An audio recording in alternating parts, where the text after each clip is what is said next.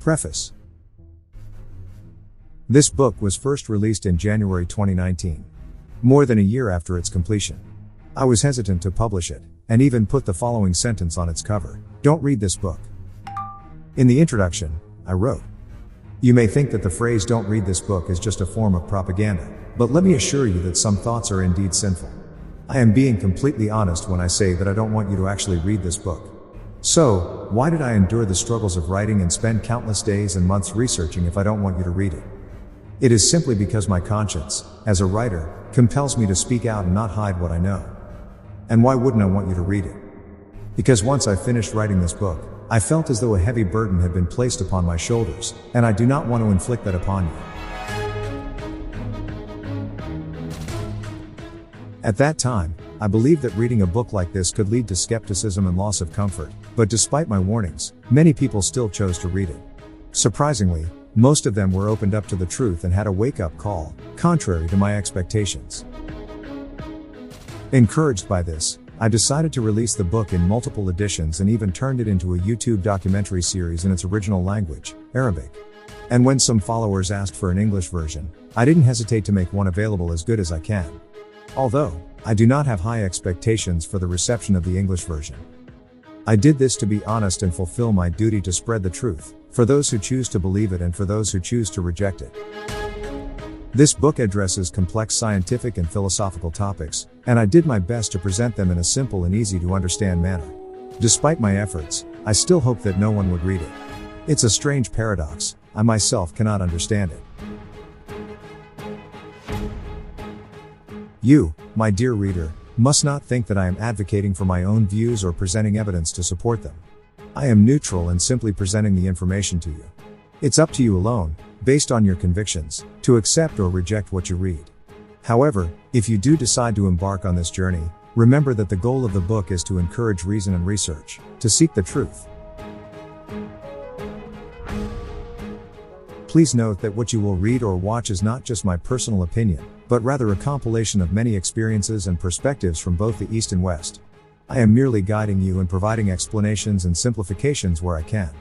All of the information in this book is based on the experiences of researchers, and the sources are listed at the end of the book and in the video descriptions on YouTube.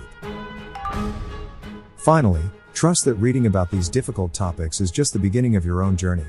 You must open the door yourself and see what lies beyond.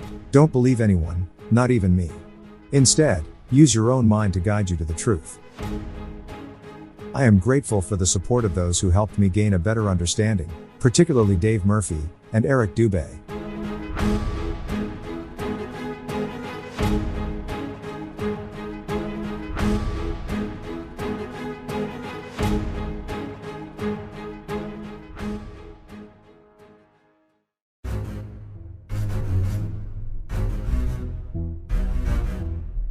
Behind the mind bars. The axiom is a self-evident fact, where the mind acknowledges its validity directly without proof of its accuracy. The mind does not require proof as it is proof of another conclusion. These are preliminary mental constants and principles that the mind cannot deny and serves as the foundation for further conclusions and proof. The axiom differs from acknowledgement in that it is an analytical rather than a synthetic provision that establishes a precedent for acceptance, which should not be contrary to the axiom. For example, the fact that the sun radiates light and that clouds are the source of rain are self-evident, and automatically acknowledged without the need for proof. However, imagine a closed society, a tribe living in an isolated place, where all members are blind. But they are eventually discovered by a backpacker who begins a journey of education with them from scratch. The first thing to start with is axioms. The backpacker teaches them that there is an object in the sky called the sun, and that there are clouds that emit light and heat, and that rain is produced by the sun. Over generations, this knowledge is passed down and becomes the foundation for scientific and cognitive advancement. The tribe believes that rain is cold water consisting of drops, heat is light that shows the shape of things, trees have a snail shape with many arms, and the sea collects purple-colored water droplets. However, one day, a person who is not blind is born among them. He begins to collect the inheritance of science passed down from his ancestors, the first to challenge intuition. He realizes that the sun is not a blue hexagonal body that produces rain, and clouds do not emit light and heat. Although he perceives with his eyes, he distrusts them. This is because they program his mind into believing that what he sees is not real, but his intuition tells him otherwise. The mind acknowledges this without preconceived reasoning, so if there is any dysfunction, it would be in his mind and in his deceptive eyes.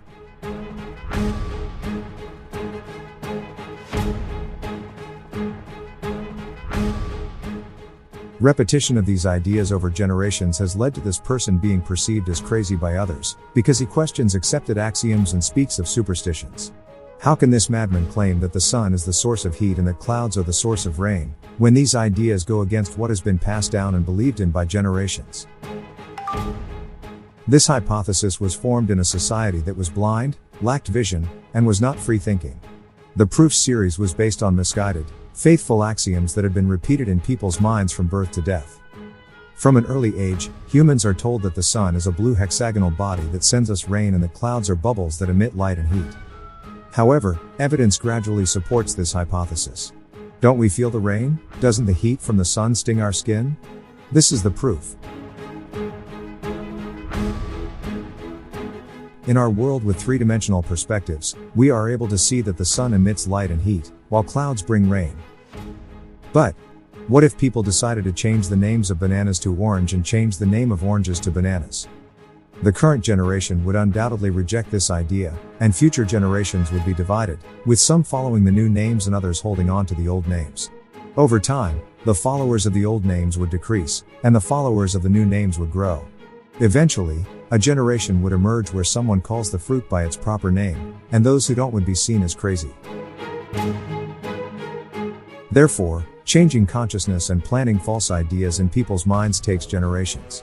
It requires repeating the programming over time, but this is impossible because everyone will eventually die.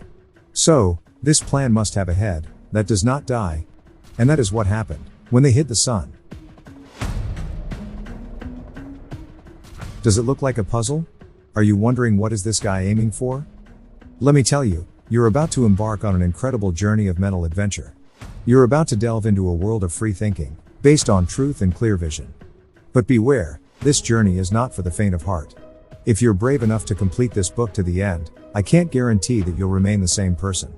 At the very least, your perspective will be forever changed. This book will take you behind the veil of habit and familiarity, and show you a new world. So, if you're ready, buckle up and get ready for the ride. Do not retreat from the middle of the road, retreat now or complete to the end, and you will discover that you are no longer the person you were. I've tried to present ideas from all perspectives and evidence objectively, so you can reach the truth on your own. So, are you ready? Let's jump down the rabbit hole and see how deep it goes. Forget everything you know, strip away your preconceptions and let your mind think freely, away from that suffocating dungeon called axioms.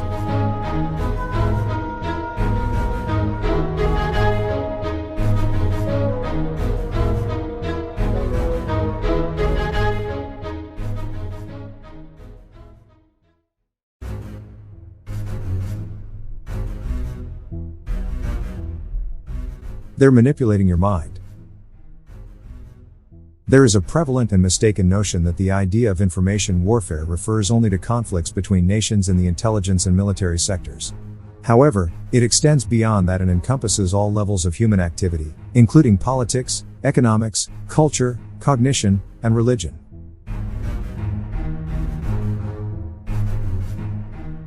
Surely and undoubtedly, below the Suez Canal in Egypt lies a treasure trove of pharaonic artifacts, including a 1,220-ton golden pyramid, and a 7.3-meter silver obelisk. This is a well-known fact, but not for absent and ignorant people. Do you like to be absent and ignorant? Of course no one likes that, so it's easy to believe this false information without questioning its validity. Or, at least, you'll go unnoticed because I employed some tactics of information warfare to present information that appears to be accurately documented in accurate numbers. You receive this information with suspicion, but I manipulated your feelings with words that have a meaning that manipulates your subconscious, such as sure and undoubtedly. So, before accepting information like this, it's important to ask questions such as: who confirmed this information? Why is there no doubt about it? What is the source of these numbers? Is the information based on direct observation or scientific evidence, or is it just an opinion? But I didn't give you the opportunity to ask questions, because I wanted my words to insult you, so you wouldn't think or ask, in order to avoid putting yourself in a position of absenteeism and ignorance. This abstract form of information warfare, in short, involves manipulating words to target the subconscious through terminology that has traditionally been established as verified information with figures, calculations, and statistics that appear to be very accurate. And using words that have a self-serving impact, but in fact, they are false information, not misinformation, because deliberately lying is obvious. The media often employs these methods to manipulate minds, especially if they have powerful means with great influence and a large army of followers who repeat the same nonsense over and over, sometimes using innovative techniques such as exile and trauma. So, when you notice the media echoing an exiled statement, it may mean they are appealing to your subconscious to make you think the opposite, or playing on your emotions and feelings to act against you. Just like the cartoonist who published the abusive images of the Prophet of Islam, Muhammad, peace and blessings be upon him, using the technique of trauma in an information war that caused many Muslims to publish these images to show the despicableness of this cartoonist. And they were becoming propaganda tools that contributed to the spread of this campaign. The trauma technique is widely used in this war, such as the media questioning the constants of religion by challenging the books of Bukhari and Muslim in preparation for the next step, questioning the authenticity of the Quran itself. Or, for example, an Egyptian girl who publishes her nude photos, leading some to accuse her of debauchery. They are threatened and widely disseminated by unaware media outlets, and she eventually succeeds in obtaining political asylum in a European country. Or, the media's quest for fame that qualifies him for a larger battle against absent minds working against themselves, when it would have been more useful for them to abandon it and revive the right to mention it. Since forgetfulness is inherent in human minds, faking consciousness greatly benefits from this characteristic. People forget dozens of successes in the face of a single failure, or even a sentence that is interpreted incorrectly, which the adversary then amplifies and uses in their information war against a source of trust, making him unworthy of that trust.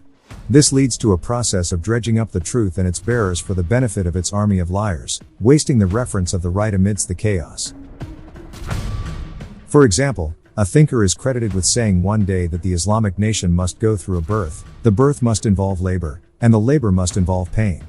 This thoughtful and enlightened man has thus become the primary driver of terrorism, the official sponsor of terrorist groups, the advocate of violence and extremism, and the source of his writings, which have been quickly forgotten. This is the forgetfulness trap.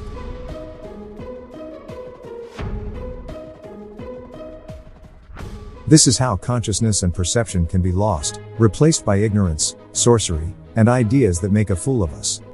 Such as, that a girl abused an animal by stepping on the Holy Quran, or that a cow spoke and gave testimony of Islam, or that the word of God was written on an egg, or a tree, or written in a tsunami.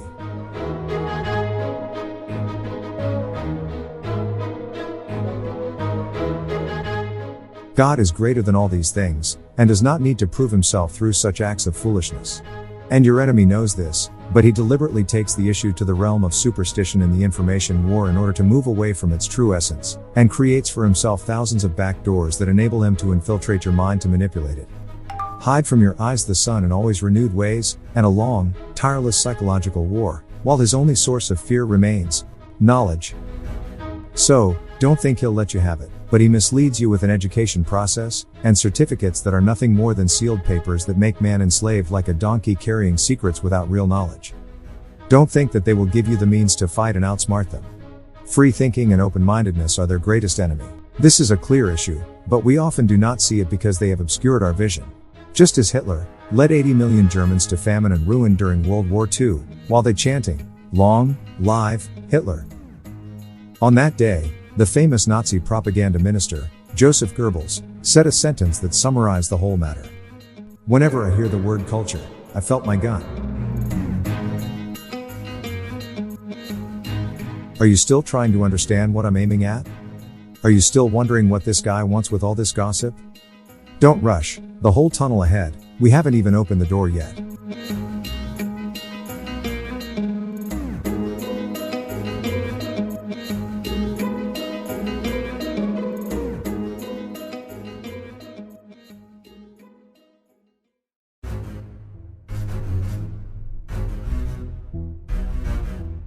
Rabbit tunnel. In 1865, the British mathematician Charles Dodson, writing under the pseudonym Lewis Carroll, published the wildly successful children's story Alice's Adventures in Wonderland. The book was translated into 174 languages and continues to captivate audiences to this day. The tale follows a young girl who imagined that she saw a rabbit had pocket watch, looked at her, so she rushed behind him until she reached his terrier, tried to look at the terrier, but she dropped into a deep tunnel, filled with fantastical creatures and wonders, to begin her adventures in that world. The process of doubt very similar to Alice's adventures, in that it ultimately leads to truth, but it can also leave one feeling bewildered and trapped in a never-ending cycle. So, do you believe that doubt is the first step towards certainty? If your answer is yes, then as Descartes stated, you are on the right track. If your answer is no, that's also good, as you are confident that suspicion will ultimately lead you to the truth. Did you know that Descartes proved the existence of God through doubt? He argued that humans doubt an imperfect being, and that the idea of perfection is matched by the idea of an inferior being, so there must be a perfect creator. Al-Ghazali doubted the mind, and stated that perhaps a stronger force of reason could prove it wrong, just as the mind had proven the senses wrong. They believed that this possible force was not impossible, such as a cardiac event, or the divine light that God casts into the heart of mystics, allowing them to understand the truth from its ultimate source. So, doubt is a characteristic of minds seeking truth, and does not exist in the minds of those who have come to unassailable realities, as Imam Ibn Taymiyyah stated. These minds are deeply entrenched in their beliefs and are not open to being approached or altered, even if they have not undergone scientific experimentation to prove their validity. So obviously, and it is widely accepted that the Earth is a ball orbiting the Sun, but where did this belief originate? Of course, scientists worked tirelessly to validate their theories, and then came those who worked even harder and developed a giant spacecraft known as the Space Shuttle. They were able to venture beyond the confines of Earth's atmosphere, observing the Earth, and confirming that it is indeed a ball orbiting the Sun. From a young age, we learn certain truths that, through repetition, become self-evident. And we pass these on to our children, just like the blind tribe. However, suspicion is inherent in human nature, so the child does not easily believe it. They naturally wonder, with childish logic, how we can live on a ball that spins and not fall off. They also question how the Earth can orbit the Sun when we see the Sun with our own eyes moving. And if the Earth is spinning, why don't we feel its movement? The answer, they are told, is that Earth's gravity holds everything in place, so it doesn't fall. With this explanation, the child is convinced, as it is what they hear in the classroom, read in textbooks, and is passed down from their parents and grandparents. This is also what the media, scientists, friends, and generations of accumulated experiences and knowledge say. Every reasonable person on Earth concurs. The only thing that goes against this is our own logic. We do not feel the Earth's rotation, and we see the sun, moon, and stars moving, but we willingly choose to ignore this logic and accept proven science. In doing so, we don't revisit the question and instead become believers in the certainty that the Earth is a ball that orbits itself in the sun. If someone were asking why the horizon in front of our eyes appears level, we laugh at him, and his stupidity and his small mind, and if we see that he is serious about what he says, we guide him on the road to the psychiatric hospital to go voluntarily and save himself the trouble of being arrested. The matter of the Earth's place in the universe has been resolved since the time of Copernicus, and possibly earlier. Galileo confirmed this understanding, and it has been endorsed by all major space agencies, including NASA. So why do some still doubt it? The Earth is also composed of several layers, including a molten iron mass in its core that generates a magnetic field. This magnetic field helps to maintain the stability of the Earth's surface, including humans, animals, buildings, and water. It also keeps the Moon in orbit, preventing it from falling into the depths of space or onto the Earth's surface. Whenever you search through scientific references, textbooks, and the internet, you will find that the facts about our solar system and the Earth's structure are well established and widely illustrated.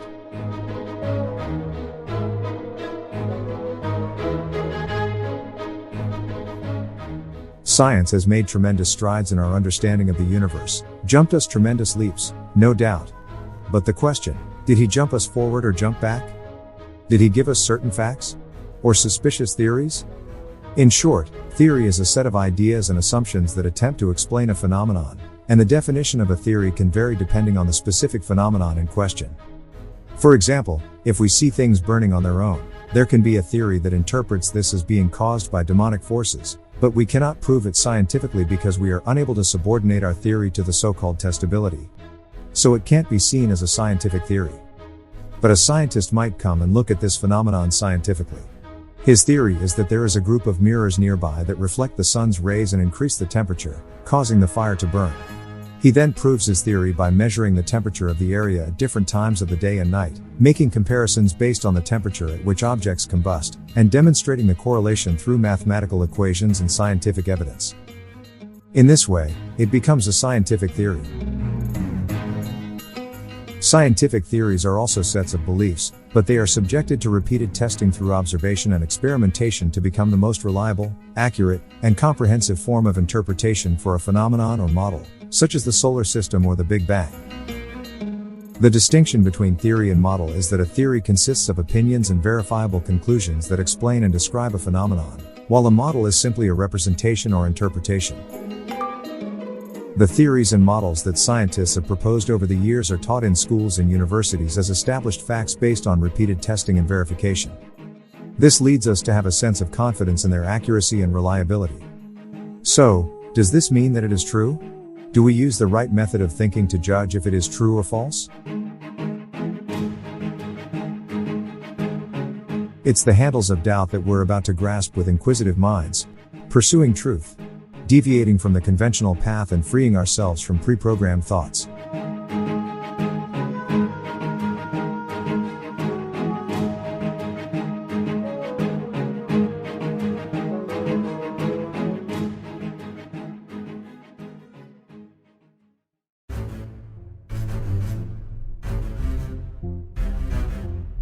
The power of thought. Do you know how many species of organisms are endemic? Some studies estimate that there are more than 8 million known species, and if we factor in the unknown species, the total number could be as high as 1 billion. However, out of this vast number, only one species, humans, possess the unique ability to engage in distinct thinking processes. The process of thinking involves organizing and analyzing data and information to comprehend reality. According to the Free Encyclopedia, thinking encompasses the totality of mental forms and processes that the human mind performs. These mental processes enable individuals to model the world around them, leading to more effective decision-making, goal-setting, and achieving one's aspirations. Thinking can be defined as the process of providing a solution to a problem. This process involves several associated procedures, including perception, consciousness, sense, and imagination. The thought process aims to solve problems and come to conclusions through the constant movement of the mind between the known and unknown. Thinking trends can be viewed as a set of principles that guide a thinker through this process. These trends include Marxist thinking, liberalism, capitalism, atheism, Islamism, and others.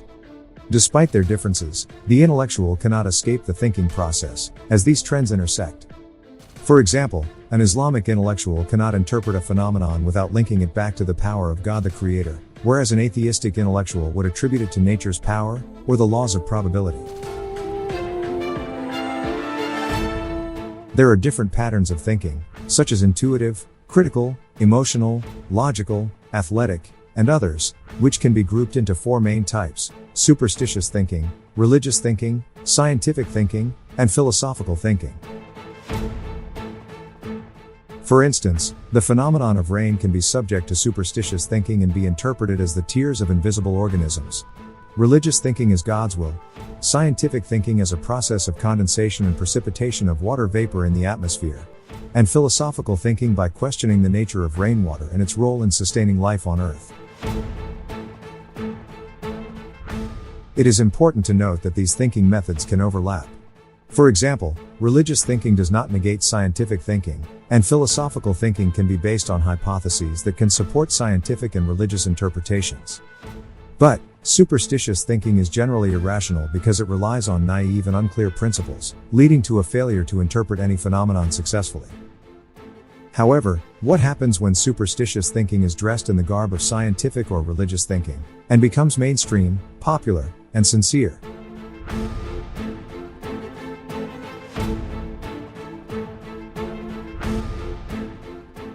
Interestingly, in our everyday lives, we unconsciously use all four thinking methods to interpret phenomena, and come up with acceptable ideas. For instance, when we discuss the issue of inflation, we may refer to scientific economic, religious moral, philosophical cognitive, or even superstitious reasons. Throughout our lives, we use all four thinking methods to arrive at convictions. However, some factors can lead to misconceptions, such as rushing to judgment without proper deliberation and reasoning, letting emotions override reason, human susceptibility, intolerance of other opinions, lack of information, and selective thinking. There are many factors that can lead to a misunderstanding of reality, potentially turning it upside down. To avoid this, one must first remove the obstacles of thinking and embark on a research journey with free thinking that is not subject to haste, passion, preconceptions, intolerance, or other biases. In other words, it is necessary to eliminate the mental programming that has directed us towards a predetermined outcome that serves the programmer's goals. Such as, this programming that has led us to see trees, mountains, and other natural phenomena in a certain way. However, a recent theory introduced by a Russian researcher named Lotus challenges our traditional view. According to this theory, we actually see the world with closed eyes, as a result of rigid stereotypical thinking patterns that lead to misconceptions.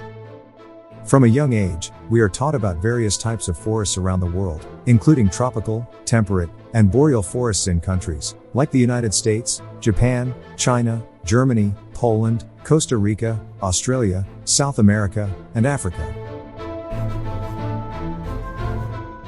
But what if this researcher were to tell us that there are no forests on Earth? What if they provided evidence that all the trees we know, even in Siberia, are not older than 200 years, and only 30 meters tall, making them nothing more than weeds compared to the real giant trees that we have not yet seen? Perhaps no one has allowed us to see them in order to maintain our perspective of habit, which has ultimately obscured the truth. Actually, the real giant trees existed on Earth's surface until 1920. They were a type of tree called sequoia trees. And we are fortunate that humans invented the camera before they became extinct. Images of these trees were recorded during the genocide that occurred between 1880 and 1920, and they were so enormous that they make today's trees seem like small sticks in comparison. That's not all. In the mythology of ancient civilizations, there are many stories of humans, animals, and plants turning to stone. These are not just myths, as paleontologists have discovered many fossilized remains of living organisms that have turned into stones over time, rather than decaying as is commonly known.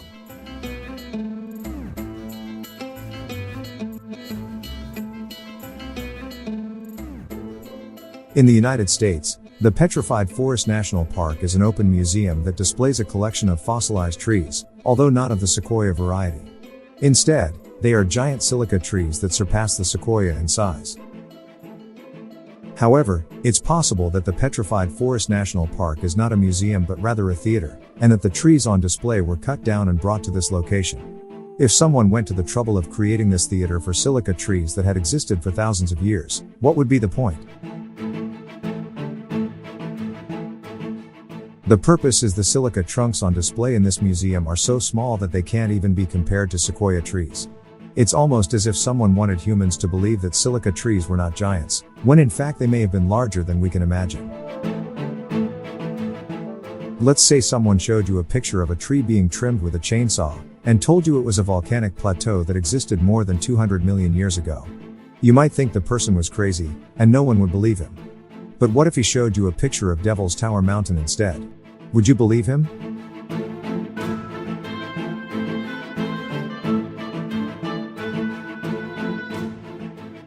Of course you will believe him, because geologists say that Devil's Tower Mountain is from a volcanic eruption, lava, at the beginning of the Earth.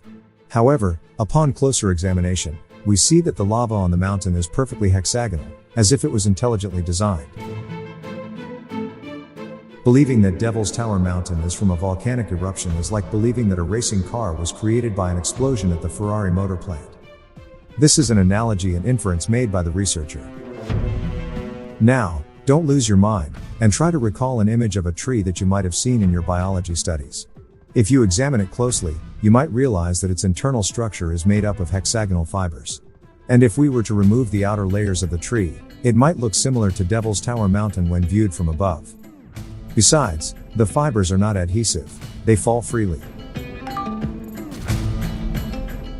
The fibers of this huge torso are covered with a thin outer layer, similar to the thin covering that encases the fibrous tissue above living organs. Additionally, the fibers do not stretch vertically towards the ground, but instead curve, resembling the roots of trees. This clearly indicates that the claim that the Devil's Tower is a mountain is far from the truth. Accurate observation and free thinking demonstrate that the truth is that the Devil Tower Mountain is a cut trunk of a giant silica tree, whose length can be calculated by multiplying the diameter by 20. Therefore, we discover that the length of this tree was not 30 meters like the trees we know, but 6 kilometers. Can you imagine that? Can you tear down everything you have learned and discover a fact that was deliberately hidden? Do you think this is a single example of great silica trees? Well, you have to remove the blinders from your eyes. Consider the Giant's Causeway in Ireland, another example of a region of 40,000 basalt columns formed by an ancient volcanic eruption. This is great, which means that we can also say that a corridor paved with hexagonal tiles is from a volcanic eruption. As if nobody saw how lava flows, and how it randomly hardens. The Giant's Causeway is very similar to the hexagonal composition of the Devil's Tower trunk, but it extends to the ground, suggesting that it is another trunk of a giant silica tree. Do you still think that talking about these things as stumps is nonsense, and that the Devil's Tower and the Giant's Causeway are only examples of someone cheating and hiding the reality of these trees? There are many such trees on Earth, which scientists call mesas, meaning table in Spanish, because they have a flat top like a table. They are sometimes called plateaus, but they are actually giant tree trunks that have been fossilized. There are many examples of these log-like formations in Australia, Canada, Italy, Namibia, Argentina, South Africa, the United States, Russia, Ethiopia, and Venezuela. This raises many questions and suggests that there may be something we have not yet seen, as if our minds have been programmed to see only what they want us to see, blinded to the crystal clear truth that has been hidden from us. There are hundreds of these giant trees on Earth, and it's strange that the Devil's Tower, which is a tree that is 6 kilometers high, is actually a small trunk compared to other trees. For example, the plateau in Cape Town, South Africa, is a trunk that is 3 kilometers in diameter. According to the previous equation, this means it's a trunk of a stunning 60 kilometers of silica tree. You can imagine that the branches of this tree are so huge that just one of them could create a large residential area with parks, shopping malls, and hospitals. But of course, it's hard for our minds to accept that this plateau is actually a giant tree trunk that was once 60 kilometers high. So, the concept of apocalypse is often translated as opening the curtain, because the real world has been deliberately hidden behind a facade of habit, using universal brainwashing processes and mental programming to keep our minds captive to thinking mistakes, far from free thinking, lost in its search for truth. There is one last thing to consider before we conclude this strange search and leave this wonderland for another. We've talked about cut trees, but what about broken trees? If you compare some images of mountains with those of broken trees, you might be surprised by the similarities.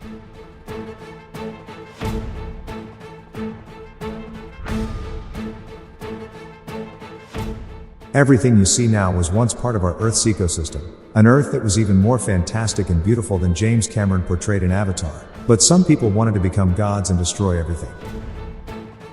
Despite this destruction, researchers continue to draw analogies and make inferences about what once existed.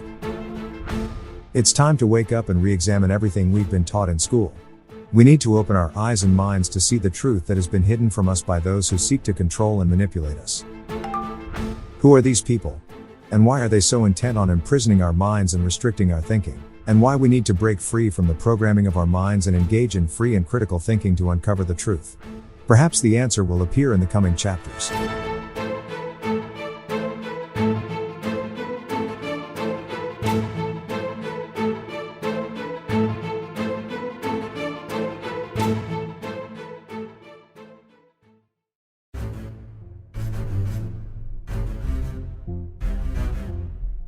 Mind programming. Website programmers, computer software developers, and smartphone application creators know exactly what the word programming means. In general, it refers to a set of instructions that guide a device, predetermine how to handle data, perform tasks, and execute a series of actions required to achieve a specific goal. Programming is the second step in creating a website, software, or application. The first phase involves designing a theoretical visualization model that includes the overall framework of the project, basic form, color identification, basic keys, transition screens, miniature codes, tools, tapes, and other components that determine the program's structure. The programming phase is the process of writing code, testing and correcting errors, and developing the source code to implement predetermined functions and expected results accurately through a series of calculations and logical processes.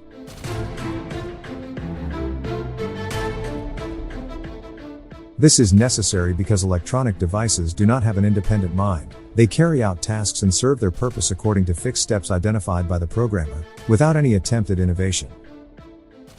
The human mind is determined to freedom of thought and autonomy in research and investigation. However, it can also be subject to programming, although in a way that differs from the method used to program electronic devices. The ultimate goal, however, is the same: the implementation of fixed steps previously identified by the programmer. Mind programming primarily targets the subconscious, which controls a person's beliefs, orientations, and decisions. It is based on the fundamental principle of repetition. For example, a child in basic education learns that the Earth is a sphere. The teacher explains this, and the child sees images of it on the pages of geography books, on television shows, movies, and series, on newspaper pages and magazines, on street advertisements, clothing, and textbook covers. Through this repetitive programming process, the idea of the Earth being a sphere becomes entrenched as an unquestionable fact in the child's mind. Programming first requires the creation of a template of directed thought, a set of ideas, opinions, and beliefs supported by evidence called scientific, and experiences called the same, to create an acceptable model for interpreting a phenomenon. Although the first step is difficult to impose on the first generation, the next steps become easier through model frameworks for generations after the first to learn from the cradle. This way, the intellectual template becomes steady and intuitive, and the idea spreads among humans like wildfire, without the least resistance in the post. For example, there is a scientific model that explains the layers of the Earth from the crust to the core. We learn this model at a young age and repeat it over and over, teaching it to our children as an unquestionable scientific constant. The programming process does not allow us to question this model, ask for proof, or check how scientists know about it. In our minds, we believe that scientists know more than us, and that they must have dug until they reached the core, analyzed and tested these layers by direct observation, and then presented a scientific model supported by thousands of illustrations. However, the reality is that this model is not a scientific model but rather science fiction, based on nothing more than guesses. No one has drilled deep into the Earth to confirm it through observation and study. No one knows for sure what the Earth's layers are, and the deepest hole ever drilled by humans is the Kola Ultra Deep project, on which scientists from the Soviet Union worked to dig the deepest hole in the world, only 15 kilometers deep.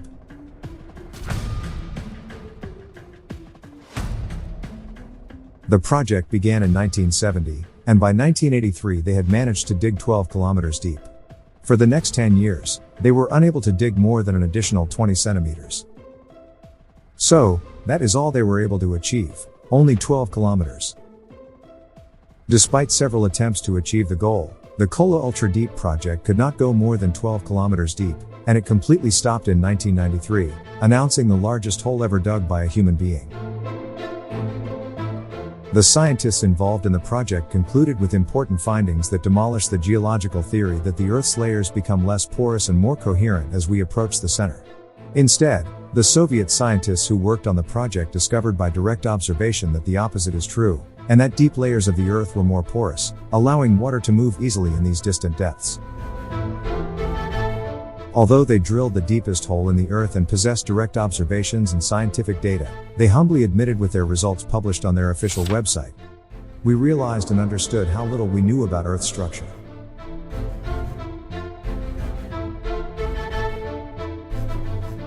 The goal of the project was to dig 15 kilometers, but they could not exceed 12 kilometers despite all their attempts before the project stopped without reaching the target. Strangely, the Earth's atmospheric troposphere, the first layers we live within, rises to 12 kilometers. Is it a coincidence or an interesting pattern and a secret of the secrets of the number 12? The year is divided into 12 months, the hour has 12 digits, and there are 12 zodiac signs in the sky. The main component of our body is the carbon isotope known as carbon-12, which makes up 98% of our body's carbon. In Greek mythology, there were 12 gods led by Zeus, and in Roman mythology, there were also 12 gods led by Jupiter. In Hinduism, there is an auxiliary god of the creator god Brahma, known as the Dwadasha Aditya, which means 12 Aditya. The prophet Moses blew 12 horns to his people, and Jesus had 12 disciples. In Christianity, there are 12 ages, and in Shia Islam, there are also 12 imams.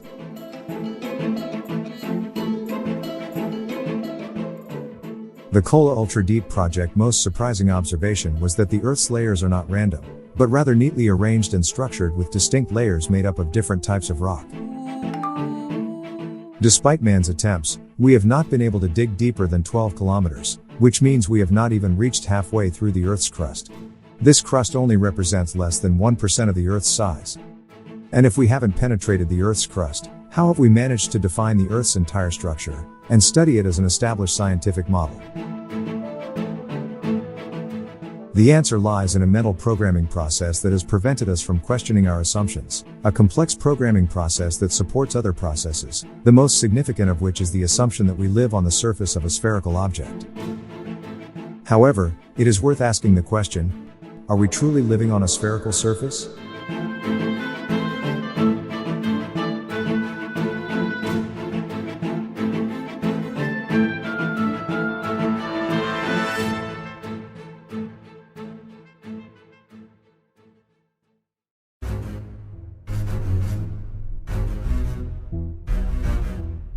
Earth is a sphere that orbits the Sun. The title may seem ridiculous, as the fact that Earth is a sphere orbiting the Sun is a widely understood and accepted concept. Even children know that the Earth is a sphere that orbits both itself and the Sun. One can easily conjure the image of this beautiful blue planet, and its place within the solar system in their mind. However, it may seem ridiculous to discuss the evidence that proves the Earth's spherical shape and its orbit around the Sun. After all, as we mentioned earlier, this is a widely accepted and self-evident fact that requires no proof. Nevertheless, it is worth noting that all ancient civilizations believed that the Sun, Moon, and stars orbited above the Earth's surface. The pharaohs, Greeks, Incas, and Mayans all believed that the Earth was a flat plain, with its seas, mountains, valleys, rivers. It is the center of the universe. They believed that the Sun, Moon, and stars moved in circular motion over the Earth. We will not delve too far into explaining the primitive theories and maps of ancient civilizations describing the shape of the Earth and the sky, as they lack the sophistication of modern science to understand the truth. These peoples lived in a time of darkness, ignorance, and underdevelopment, which led to the acceptance of a flat Earth model and centralism prevailing for centuries. Until the light of science came throwing the first radiation above humanity's mind, it was not until the 1st century AD that the Greek philosopher, Claudius Ptolemy, proposed the spherical model of the Earth, based on the guesses of Greek philosophers since the 6th century BC. Despite this, religious beliefs continued to support the idea of Earth's centrality, as Ptolemy himself said, "I know that I am mortal, and that the universe is infinite. But when I look at the stars, and contemplate the golden arc traced by them across the sky, I will not touch the earth with my feet, but I will enjoy the fragrance of the gods and their food at the Zeus feast." For over 14 centuries, Ptolemy's model remained the accepted one, and anyone who challenged it was considered a heretic. Most notably, Galileo Galilei, who contradicted Ptolemy's model, was sentenced to death, but later recanted his views and was placed under house arrest until his death. And Giordano Bruno, a scientist and theologian, was sentenced to death for heresy by the Catholic Church, and burned at the Campo de' Fiori Square, in Rome in 1600. The story began in the late 15th century, when the pastor and scientist Nicholas Copernicus proposed a new model of the universe called the heliocentric model, which held that the Sun was fixed at the center and the planets, including Earth, orbited around it. Galileo and Bruno adopted this model, and were condemned by the Church for it, but interestingly, Copernicus himself did not overstep the Church's boundaries. There are some who claim that the heliocentric model was stolen from the Muslim research, al-Tusi, who built his research on the work of Greek philosophers and scientists. There are also those who believe that he was a supporter of the polytheists. However, we will not address these speculative controversies.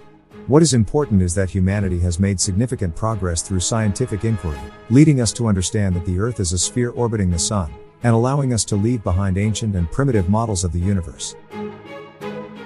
Despite the overwhelming evidence in support of Copernicus' model, the conflict between advocates of the Earth's superficial idea and those supporting the heliocentric model persisted for centuries, every day in which it proved the correctness of Copernicus' views and the wrong opinions based on the primitive man's mind and his primitive understanding of the universe. It was not until the 20th century, when humans took a giant leap and landed on the moon, that any lingering doubts were put to rest. This event provided irrefutable evidence that the Earth is a sphere orbiting the Sun, as one of the planets in our solar system, with the Sun and the rest of the solar system orbiting the center of the galaxy, and the galaxy itself moving through the vast universe. These facts have become undeniable axioms over time, and the naive idea that the Earth's was the center of the universe ended with the availability of hundreds of images of the planet from space. For example, the Sun, Moon, and all planets are spherical implies that Earth must also be a sphere. The Sun rises in the east and sets in the west, and the alternation of day and night across the globe is only possible if the Sun is orbiting a ball. If a person travels eastward, they eventually return to the point from which they set off, because they are orbiting a sphere.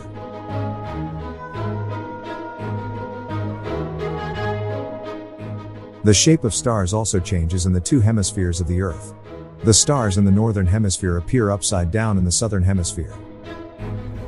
When ships disappear into the sea, it is because they are going beyond the Earth's spherical curvature. During a lunar eclipse, the Earth's shadow appears on the Moon as a sphere. Other evidence also supports the spherical shape of the Earth, but the most important is the fact that we have images of the planet from space that clearly show its spherical shape. It is now undeniable that the Earth is a sphere. But the story does not end there. There is a fascinating tale to be told about the Sun, which was hidden from us for centuries.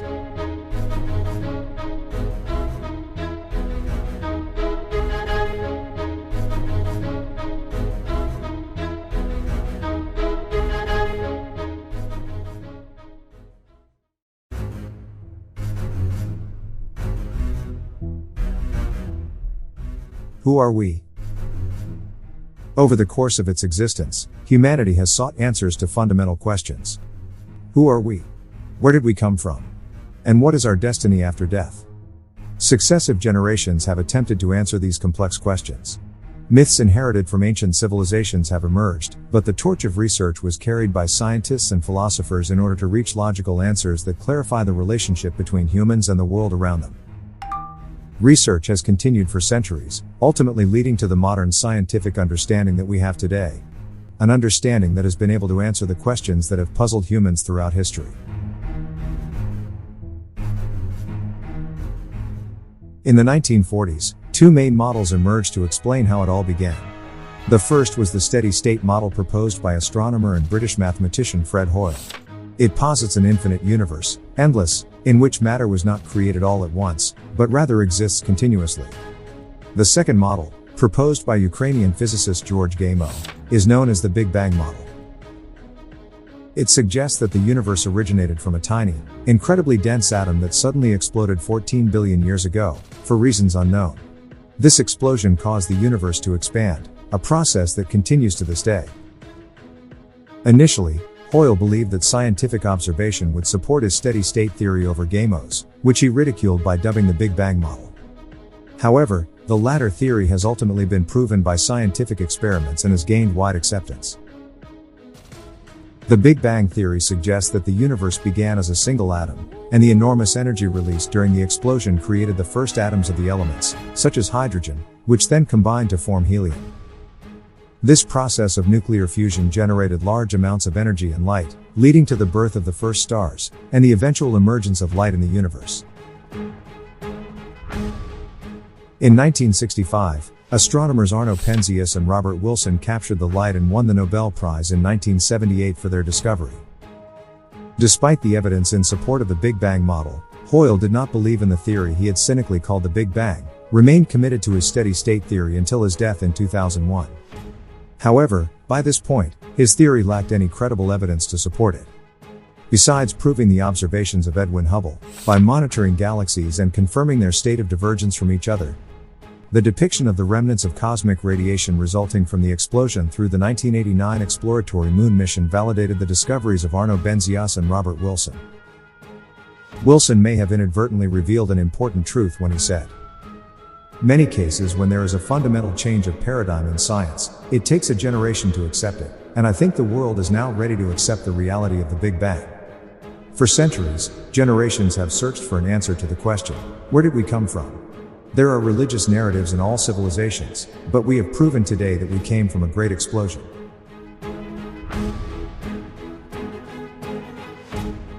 Indeed, the Big Bang theory presented the ideal model for the creation of the universe, which science later confirmed as the theory adopted to this day. But what's next? What happened during the time that separates today from that explosion? What occurred 14 billion years ago, that led to where we are now? Let's start again.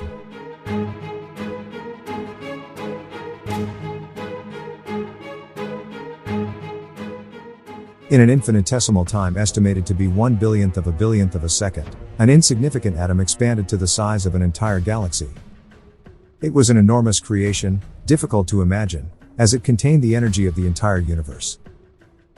380,000 years after the explosion, the first hydrogen atoms formed, which became the infrastructure for everything that followed.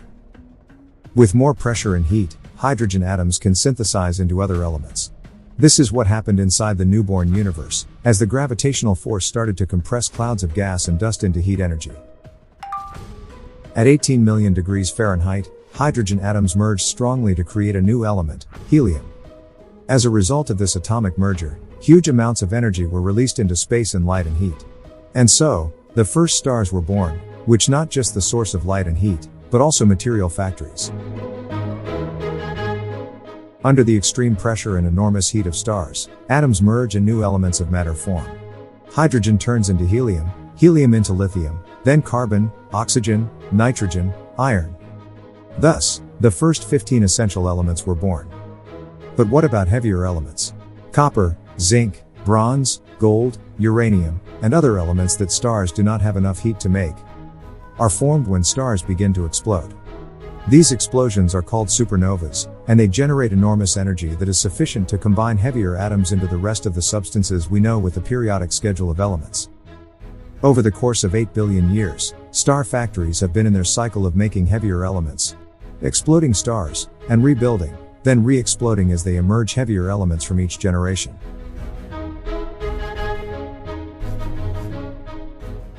One of these stars is the Sun, which emerged 4.6 billion years ago, and collected 99.9% of the gas and dust in the entire solar system to be generated. From this, the planets orbiting it formed, including the third planet, Earth, which was born 4.5 billion years ago as a mass of dissolved volcanic rocks in which elements mix. The Earth was spinning at a faster rate than we know today. It completed a rotation in only 6 hours. This rotation caused the light elements to head towards the surface, constituting a crust that has cooled and hardened over time. The heavier elements dived towards the center of the newborn planet, creating an iron-nickel pulp that made the magnetic field around Earth, which protects it from harmful radiation coming from the Sun. The genesis of life on Earth allowed it to create the gravitational force that grabbed everything.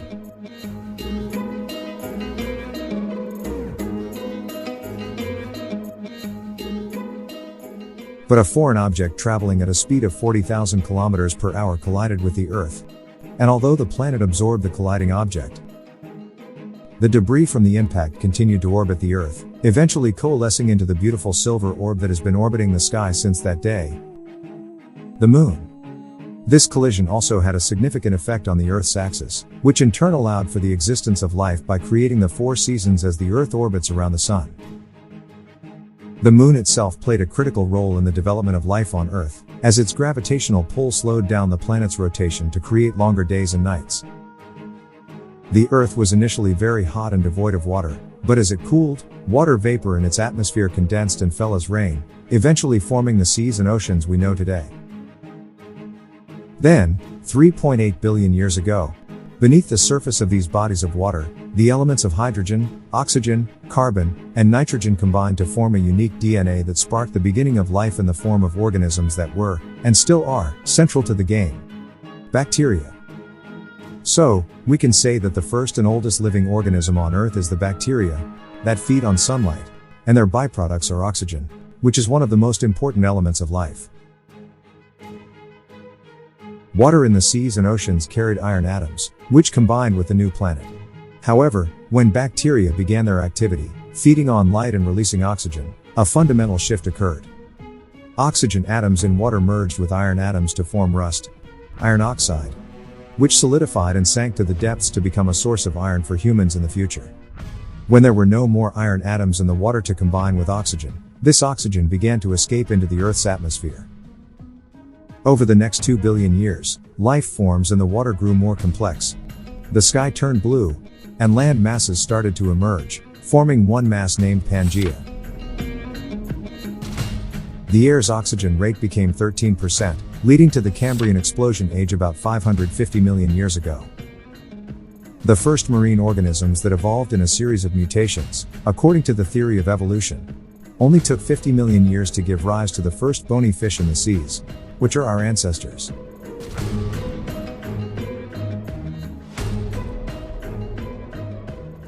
Plants and trees had emerged on land, and 400 million years earlier the great creatures living in the seas made a historic leap, when these amphibians came out of the water, to make their first strides on land as their new habitat.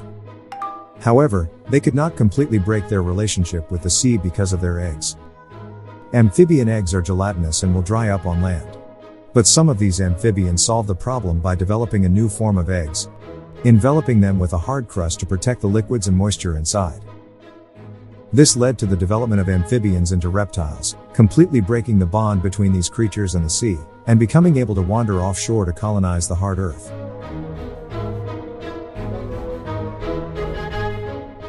However, 250 million years ago, the largest volcanic activity occurred since the Earth's inception, and the atmosphere was filled with carbon dioxide.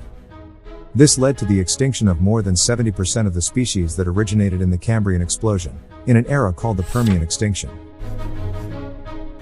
Extinctions have had a profound impact on changing the shape of life on Earth, allowing organisms to spill over into the continuum of evolution. Dinosaurs dominated the Earth for more than 160 million years, during which forests emerged. The day have settled on Earth for 24 hours, and the mass of one land, Pangaea, began to disconnect to form continents. Under the feet of the dinosaurs, mammals barely existed.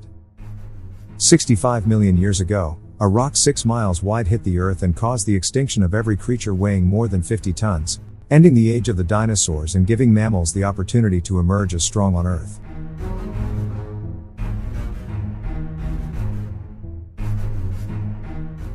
Not long after the extinction of the dinosaurs, the first real primates, monkeys, appeared. Some of them had to go down to the ground to look for new environments after the grass swept through the Earth's surface, leading to scarce food. With time, these primates learned to stand erect on their hind feet above the grass level to observe predators, thereby moving on 2 feet and freeing the hands that formed human history. Hominins first set foot on Earth over 2.5 million years ago, before they began to think and make tools from stones to create spear blades and other items, marking the beginning of the Stone Age. 100,000 years ago, humans evolved into their current form, distinct from monkeys, and discovered fire. They started making complex sounds to communicate, share information, increase their intelligence, and expand to different continents. Around 50,000 years ago, the Ice Age threatened the extinction of many species, but human intelligence and adaptability helped them survive and thrive, leading to scientific and technological advancements that eventually allowed humans to travel to the moon.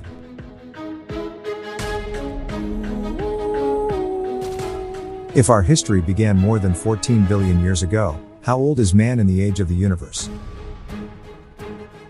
Imagine reducing the age of the universe from 14 billion years to only 14 years.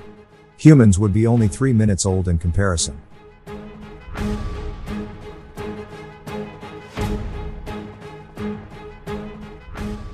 So, what is the age of a single human being relative to the age of the universe? The answer is insignificant. We are mere blips in the grand scheme of things. What is the value of this life? What are our values? And how can we believe that there is a God who created us and created everything in this universe for us? What do you think of this story? Does it look like a science fiction story? Do you have a religious inheritance in mind? Such a dignified verse in which God Almighty says, "I did not make them witness to the creation of the heavens and the earth or to the creation of themselves, and I would not have taken the mosquitoes as assistants." These are scientifically proven and certified theories that the entire universe is a coincidence. That there is no God of humankind's creation. And that humans have evolved from bacteria to fish to monkeys, and then to full, rational, and intelligent beings. Is this persuasion even without any religious reasoning? Please do not rush your answer. Our journey has not yet begun, and the next one is weirder and more surprising. It is essential to remember that these are not stories, but rather scientific theories presented by the world's leading scientists who studied and believed them at different stages of our education. Remember this well, as we will need it on our amazing journey.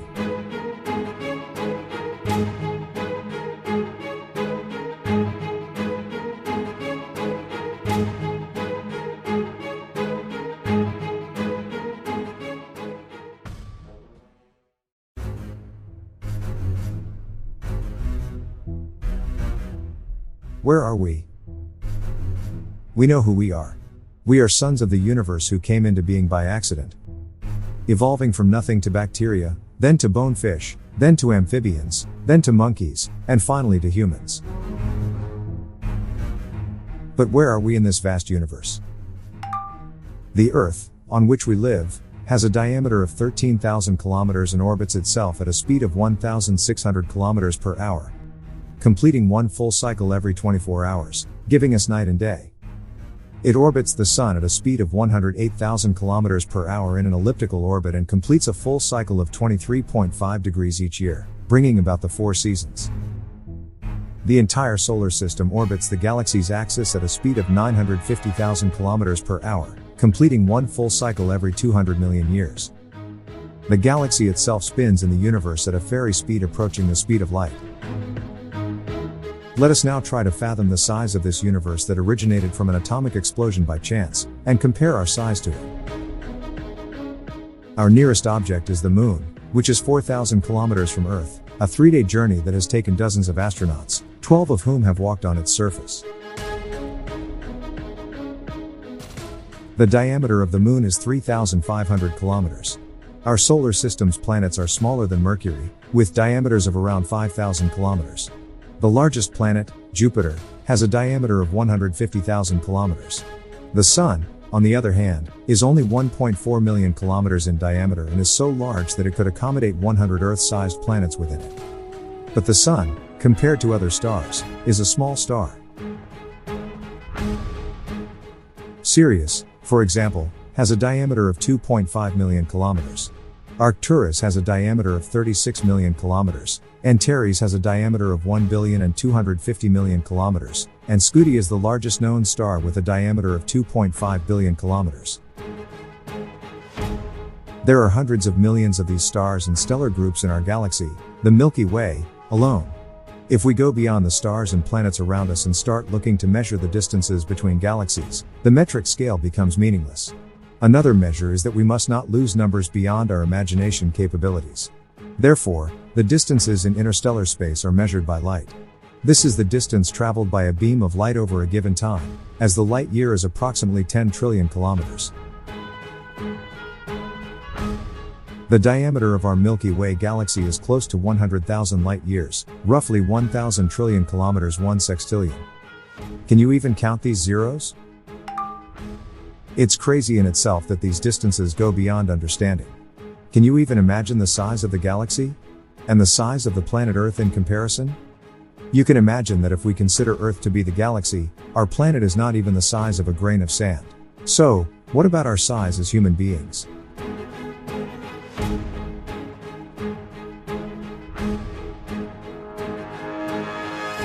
Our nearest galaxy is Andromeda, which is 2.5 million light-years away from the Milky Way, and all galaxies swim in Laniakea, a space of 550 million light-years containing hundreds of thousands of galaxies. The cosmic web is estimated to be 8 billion light-years in diameter, and the entire universe has a diameter of 250 billion light-years. Although these figures are rough and sometimes conflicting, all estimates are in billions of light-years. Can you even begin to imagine these unimaginable distances?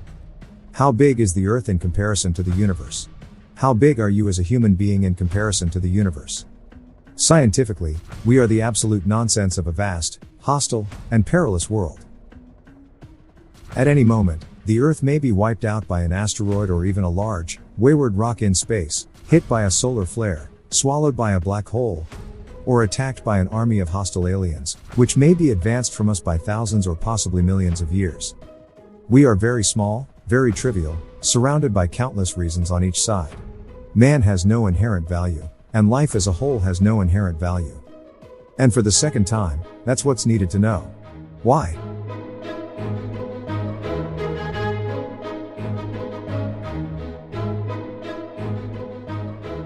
Also, the answer does not rush. It is important not to forget that the whole universe is a coincidence, that there is no God or man who created it, but that man has evolved only from bacteria to fish to monkey and then to a full, reasonable, and intellectual human living on the surface of the planet, which, for the universe, is a mere speck. This is what science says, in this age of science that we live in, surrounded by its orbit and benefiting from its riches day and night, and teach it to our children, after deleting those frills that contradict our religious beliefs, which appear in a distorted and erroneous manner. Despite all the attempts of religious scholars to bridge the gap between the language of science and the language of religion. Do not think that I am revealing my intentions and purpose to you. It is too early, and I still have many cards in my sleeve. Do not close your eyes and believe me, you will be amazed every time you see one of them on the game table. Now, let's go back to the question we asked earlier. Is there anyone who can say that the Earth is not a ball revolving around the Sun, and thereby refute all these theories and evidence? Let's venture further down the rabbit tunnel to reach another wonderland, which is the flat Earth world. Perhaps we'll find an answer there.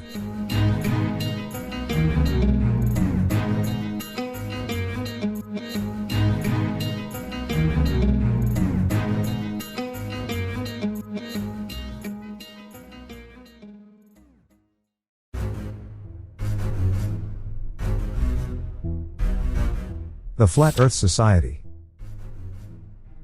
In no way can we enter the world of the flat Earth and its dictators, without passing through this assembly founded by Leo Ferrari in 1972. But before that, let's go back a little further to 1956, when the British founded Samuel Shenton's, the International Society for the Research of the Flat Earth, IVERS. Shenton's essays and explanations of the true Earth resonated greatly, and this posed a danger for the owners of the spherical model of the Earth. Behind the curtain, they founded the Flat Earth Society, which turned the land issue into a field of irony, mocking and sacrificing it. For example, Leo Ferrari always carried a rock in press interviews, claiming that it was from the edge of the Earth. According to their theory, if he had not clung to the rock, he would have fallen off the edge, because the edge of the Earth was supposed to be falling off with huge waterfalls. In an interview on CBC, when asked about images of the Earth taken from space, and appearing spherical, Ferrari replied that according to Einstein's theory of relativity about the curvature of space, the Earth must appear spherical, and these images are just visual tricks. Thus, it became clear that the Flat Earth Society was arguing ironically and not providing evidence or sound reasoning.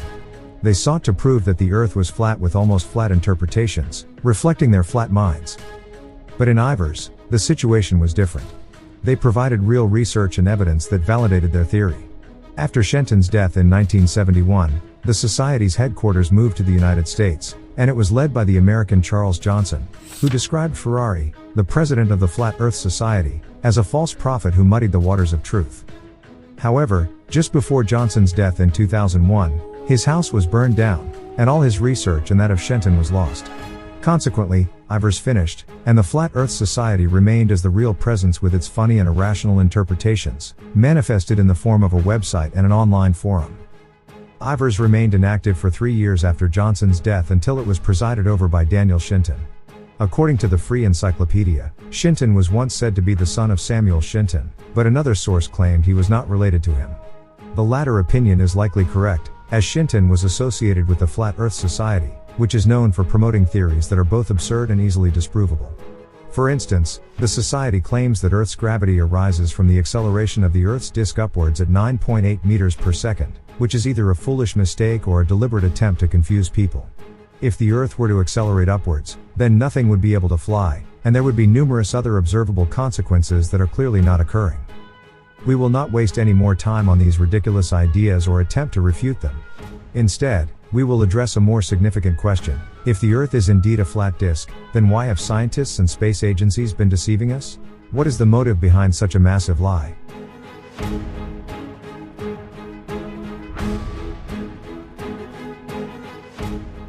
It appears from the history of the formation of this society that it is one of the most well-known institutions of modern times that defends the theory of the flat Earth.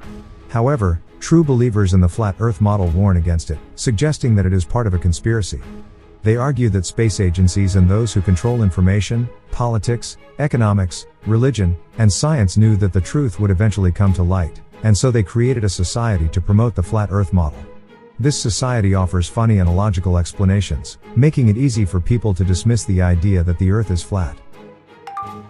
In short, the Flat Earth Society distorts the reality of a flat Earth, because the world is not left to chance, but is controlled by powerful and secret groups such as the Freemasons, Illuminati, Knights Templar, Skull and Bones, Zionism, Rosicrucians, and Opus Dei. These groups, and possibly others working behind the scenes, promote the spherical Earth model as the biggest hoax in history. There are two main reasons for this. The first reason will be discussed later in this book, as it is the primary focus. The second reason is the huge budgets allocated for space research, such as the NASA's budget of billions of dollars, which is obtained by tricking the world into believing in the spherical Earth model. Thus, the truth about the Earth we live on has been deliberately concealed for important reasons, including the theft of natural resources, and this is a realistic interpretation of what is known as the conspiracy theory. What is the conspiracy theory?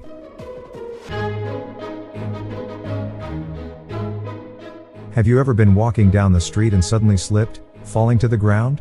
This fall could mean that you were a stranger to the area and didn't notice a stone in your path, or perhaps it was due to a malfunction in your foot muscles or a momentary drop in blood pressure that almost caused you to faint. There could be any number of theoretical reasons for what happened, depending on your perspective and way of thinking. These may include scientific, religious, philosophical, or even superstitious thinking. However, what if you have a psychiatric disorder like OCD? And the dominant idea in your mind is that someone is always lurking with you, intentionally causing things like putting a stone in your path, shutting off the water supply while you're showering, emptying the air from your car tire, or throwing a screw onto the road to puncture your tire?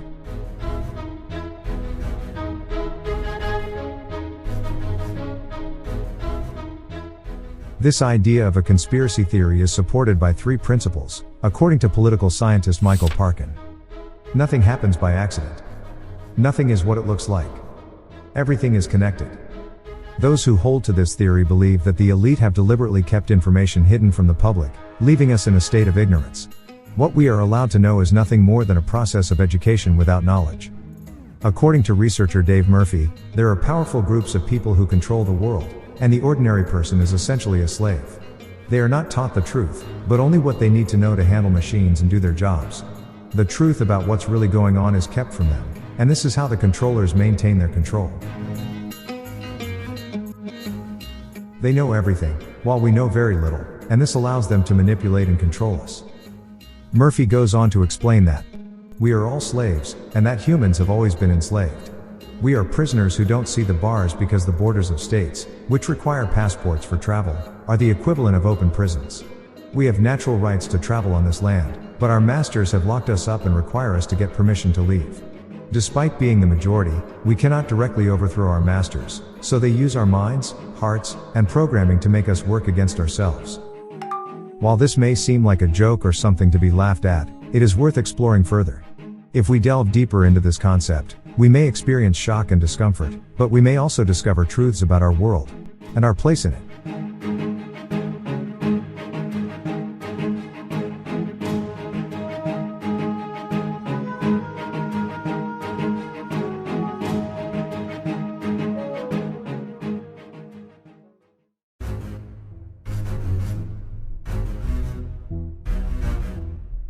Demolition of Temple. Come now, let's examine the constants and the intuitive. We are the product of a coincidence of a corn explosion, originating from a fish that evolved, and now we live on the surface of a ball orbiting in the vast universe. These constants are like monolithic dominoes with high letters, where the absurdity of one of them leads to the fall of the entire structure. The wrong movement of any of them has serious consequences, and a violent shock that makes us review everything we have learned. Previously, we discussed ways of thinking, and how human beings can fall victim to a mistake in the overall process of thinking. This mistake supports mental programming that does not allow us to think freely, and we submit to speculative models as intuitive. But when a person tries to rid himself of mental programming, he may fall prey to conflicting beliefs that can drive them crazy. It is similar to a situation called lucid dreaming, where one is asleep and dreaming, and in the midst of the dream, he knows that he is dreaming. It is not always a beautiful experience, as it can be quite frightening. This is because the conscious mind works at the same time alongside the subconscious mind, and this creates what is called cognitive dissonance. In the real world, far from dreams, dissonance is caused by a conflict between new information and persistent beliefs that we cannot accept, even if the new information is as clear as the sun's clarity. The process of getting rid of mental programming is not easy, and it is difficult to convince a person that all his knowledge of life, everything he have been taught, is wrong. Therefore, accepting the truth, no matter how contradictory it is, can be a challenging task. Mark Twain said, "It's easier to deceive people than to convince them they've been deceived."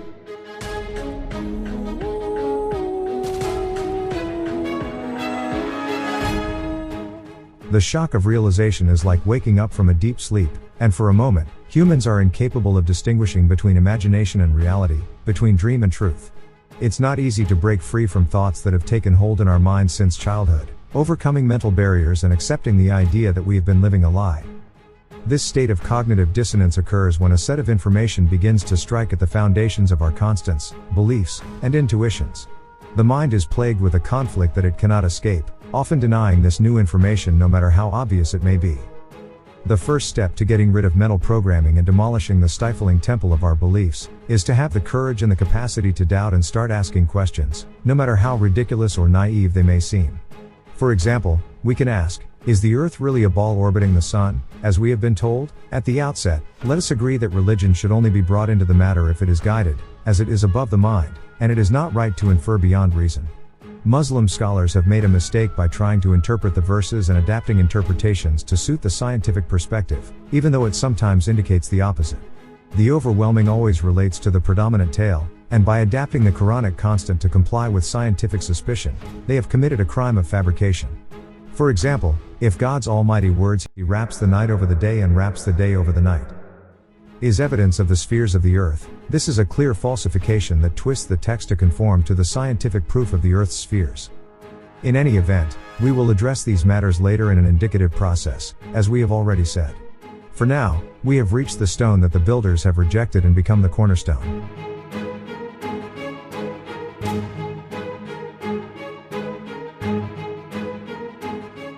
When you start an intuitive journey of doubt that you have never thought of subjecting to doubt, that process is like a blow to the back of your head. It leaves you in a state between mindfulness and coma, between falling and rising, between believing and lying that you just received a blow that you didn't see. Most of those who have entered the world of flat Earth feel it at first glance, and then look more and more in the hope of finding what proves this idea wrong, keeping their minds inside their heads. But they do not notice that they are in the middle of a sea of shifting sands, and the more they try to resist the sand, the more they sink.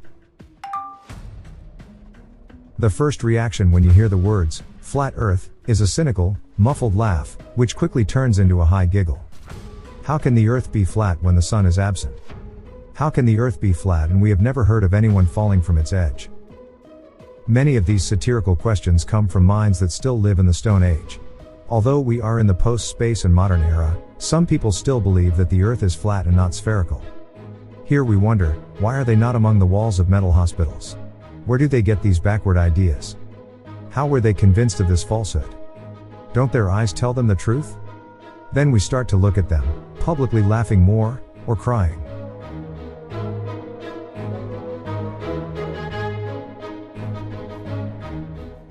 Again, is the Earth a ball orbiting the Sun, as we have been told? The question may initially seem too ridiculous to take seriously, as only ancient civilizations believed in a flat Earth, mapping it based on abstract logic. They believed in the Earth's steadfastness and its position as the center of the universe. We cannot blame them for their naivety and superstitious theories, as they did not have access to modern scientific knowledge to understand the truth. They believed they were just as right as the person who thought the whole world was crazy. However, what if we try to turn our perspective upside down and apply the idea of getting rid of mental programming? Can we discover the fact that those who we previously described as naive may have achieved something that we have not? Despite our modern knowledge, we have not been able to achieve what ancient civilizations accomplished, such as building pyramids or embalming bodies to preserve them for thousands of years. They possess knowledge that we have not yet acquired. The mystery lies in the gap in history that we do not know, the knowledge that has been deliberately concealed. If ancient civilizations achieved what we have not in the field of science, where has their knowledge gone? Why was it not passed down to future generations? Has a catastrophe occurred that created a gap in time, after which human beings started again? These are questions that we should consider, even if they challenge our current beliefs. And so, we must approach the study of ancient history with a critical eye, recognizing that what we know may be incomplete or biased based on the sources available to us. It is important to seek out multiple sources and perspectives, including those that challenge our preconceived notions and beliefs. Additionally, it is crucial to be aware of the potential for historical revisionism and the manipulation of facts for political or ideological purposes. This can be seen in the use of propaganda and censorship in many historical narratives, as well as in the selective interpretation and presentation of facts.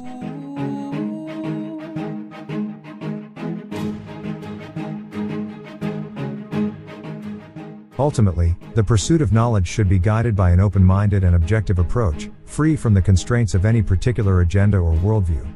By doing so, we can hope to uncover a more accurate and nuanced understanding of our shared human history. It's okay, let's start with the idea of Libra now. The balance consists of two cuffs, and if the weight above both is equal in height, the balance is achieved. However, often one's palm is weighed, and the other rises by weight over the other.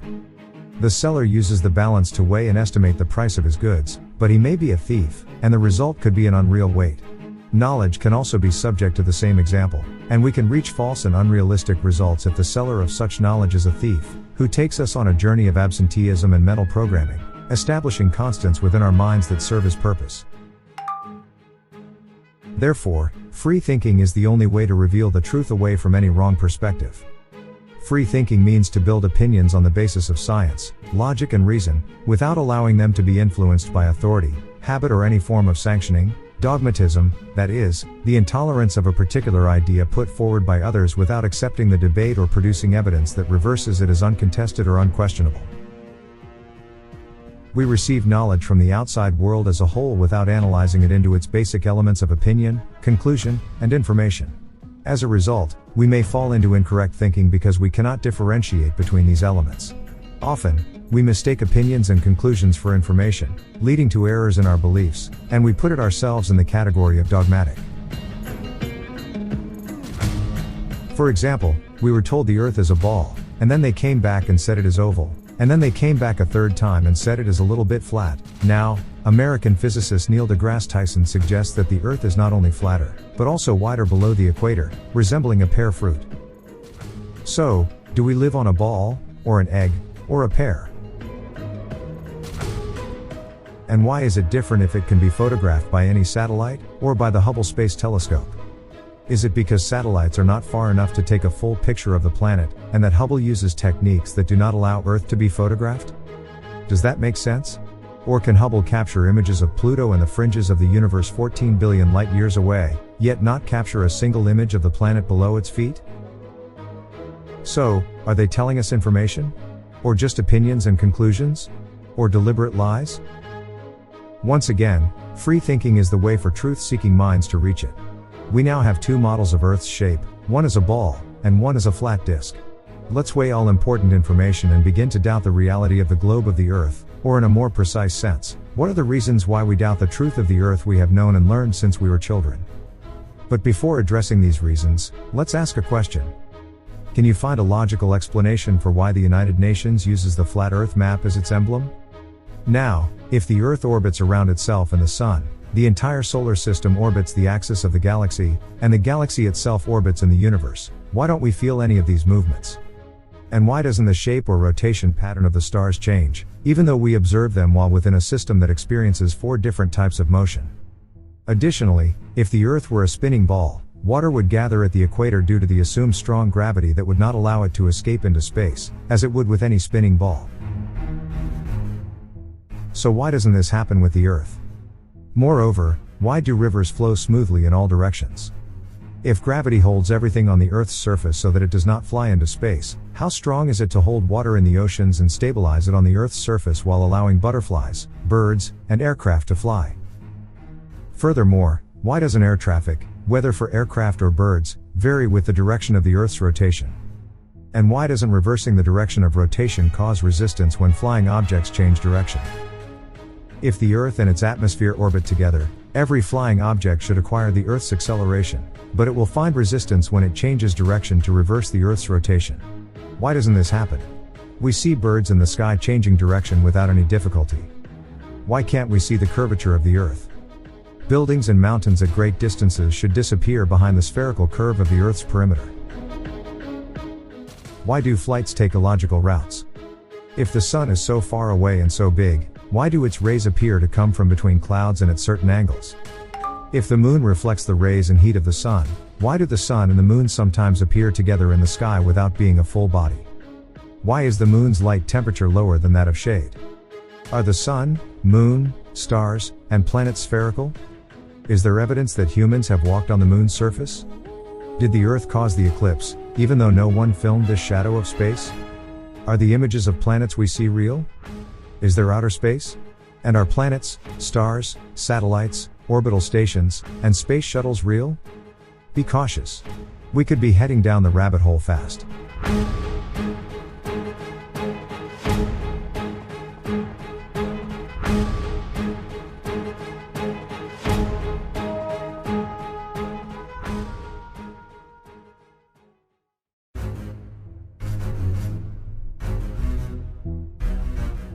The Flat Earth Model.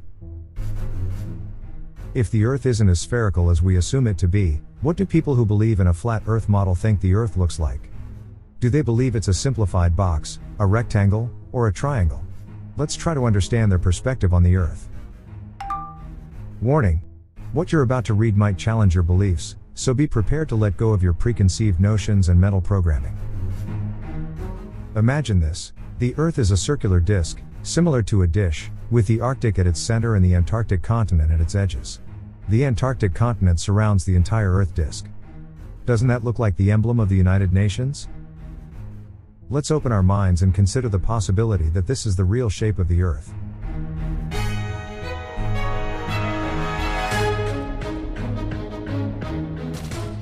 Now, think about the shape of the land we live on. Does it look strange to you? Don't rush to judgment, because what you're about to learn may surprise you. If the Earth's land is truly flat, then why doesn't water fall off the edges? Have you ever seen images of the frozen continent of Antarctica? No doubt you're picturing beautiful penguins and backpackers waving their country's flags. But can you imagine the beaches in Antarctica? Probably not, because images of penguins, backpackers are more common than images of beaches. Which is towering ice barrier. The ice barrier that encircles the Earth's disk serves as a barrier to keep water in, similar to the edges of a dish. It's interesting to think about what lies beyond this wall. Why haven't we flown over Antarctica to prove that it's just the southern pole of the Earth? Surely, thousands of researchers must have done this already. It's hard to imagine that this hasn't been done before. It's strange that flights between Australia and South America don't take a shortcut over Antarctica, which would be a more direct route. Nobody knows what lies beyond the ice barrier, and nobody has been able to penetrate it. It's not just the southern pole of the Earth, but rather the edges of the flat Earth. Whenever anyone ventures beyond the ice barrier, they are met with darkness and extreme cold. If it were simply the Earth's pole, there wouldn't be such a natural inhibitor. The adventurer would quickly find themselves on the other side of the Earth, where there is light and heat.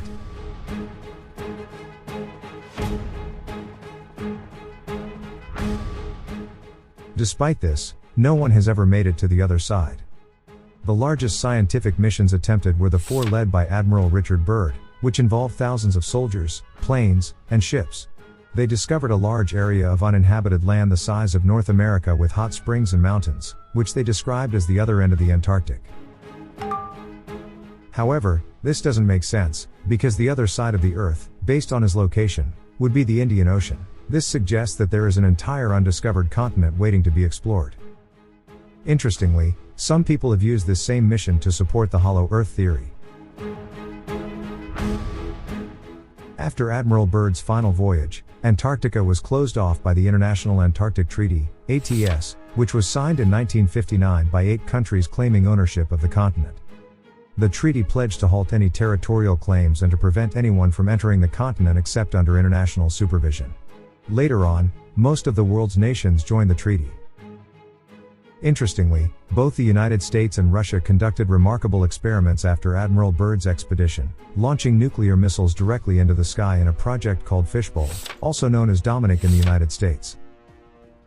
Some researchers speculate that Dominic means Lord, which makes the full name of the operation Lord's Aquarium.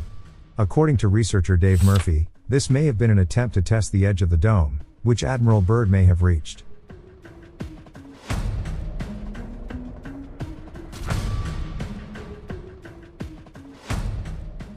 So, what's the story behind this dome? We said that Antarctica is a barrier that wraps around the edges of the Earth's disk.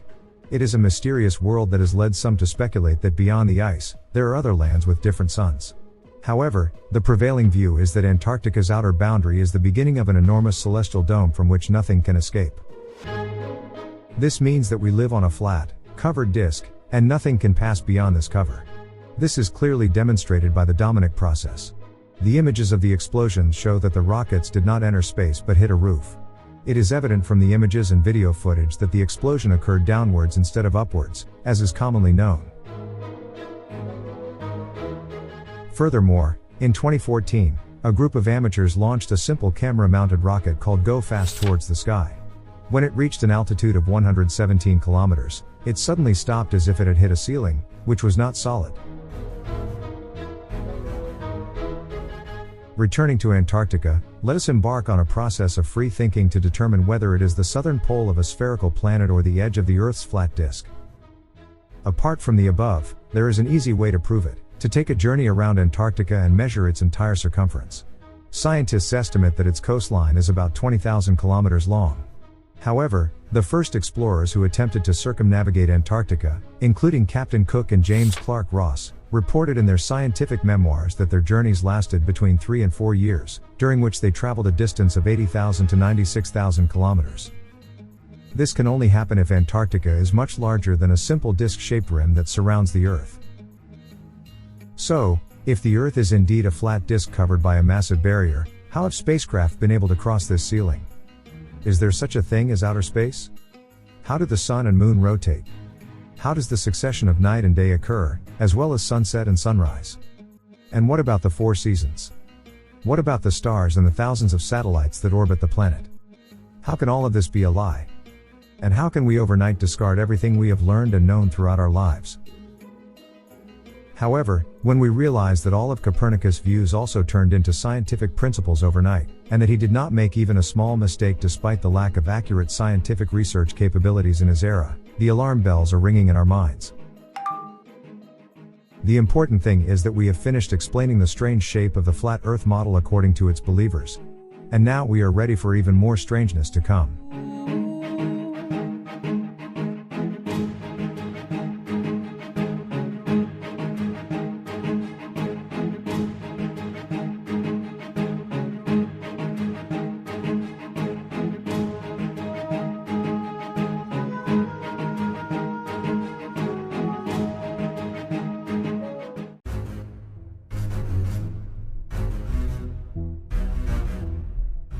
The fact of the Moon and the Sun.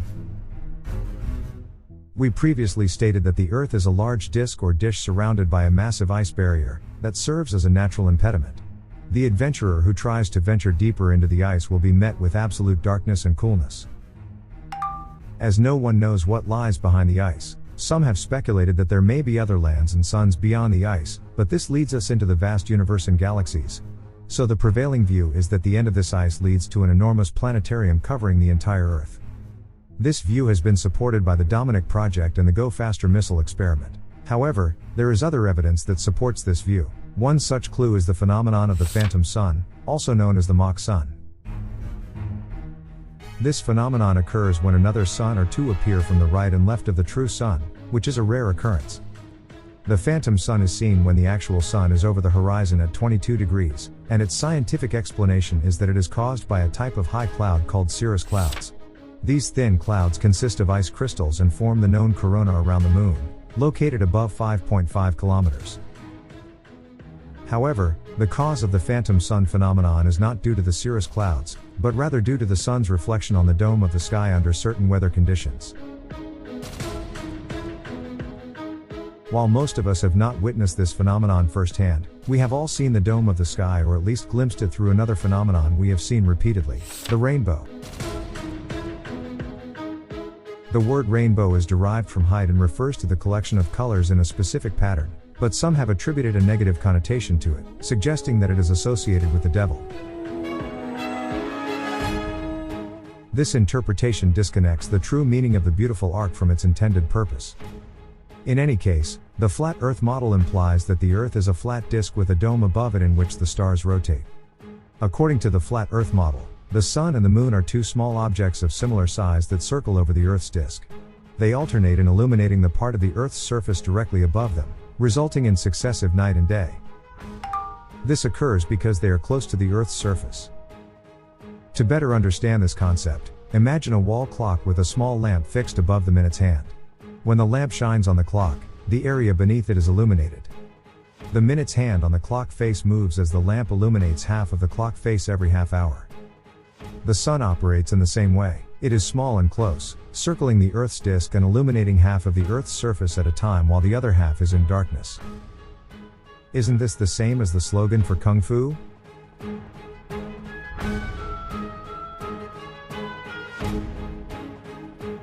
While some may consider this idea nonsensical and lacking proof, it is closer to logical when one observes the Sun near sunset in winter, and its rays penetrate the clouds at different angles.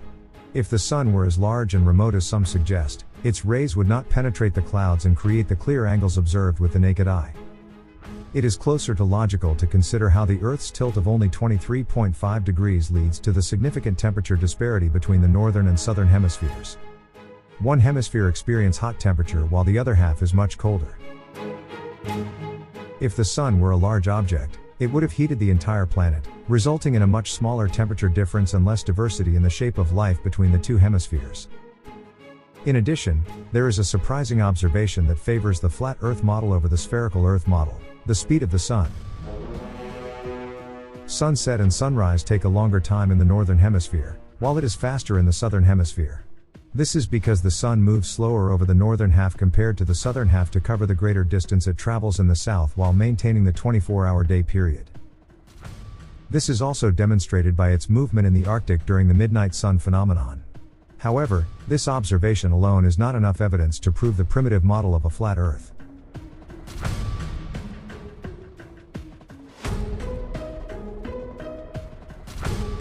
How can the Sun be absent if it's orbiting over a flat disk? It disappears due to the curvature of the Earth's spherical shape, not because it's orbiting over a flat disk. In fact, the reason why the Sun disappears behind the horizon is not something that we haven't been allowed to know or study. Do not be surprised or rush, just have the courage to complete this amazing journey together. Now, let's move on complete discussing about the planetarium, through man's historical leap, and Neil Armstrong's steps on the moon.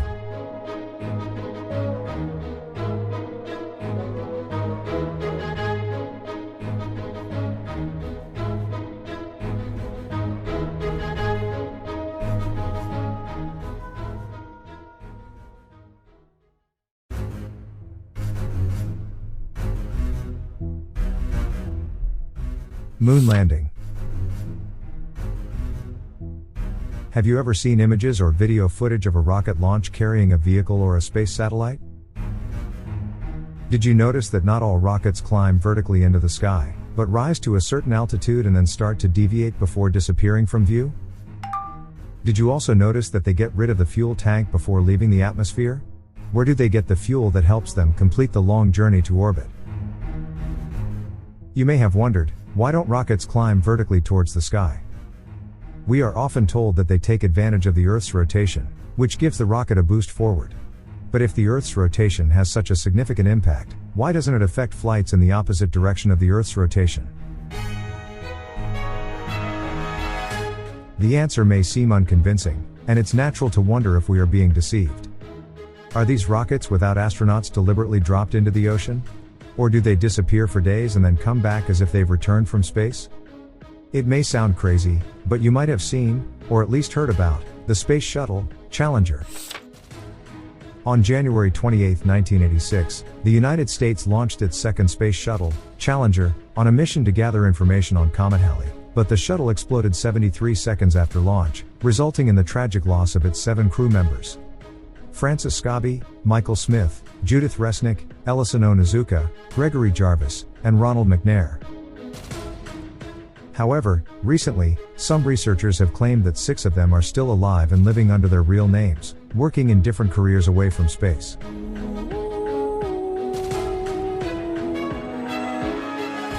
It sounds really confusing. Is there really a roof on top of us that nothing can exceed, and so rockets don't climb vertically as a kind of hoax?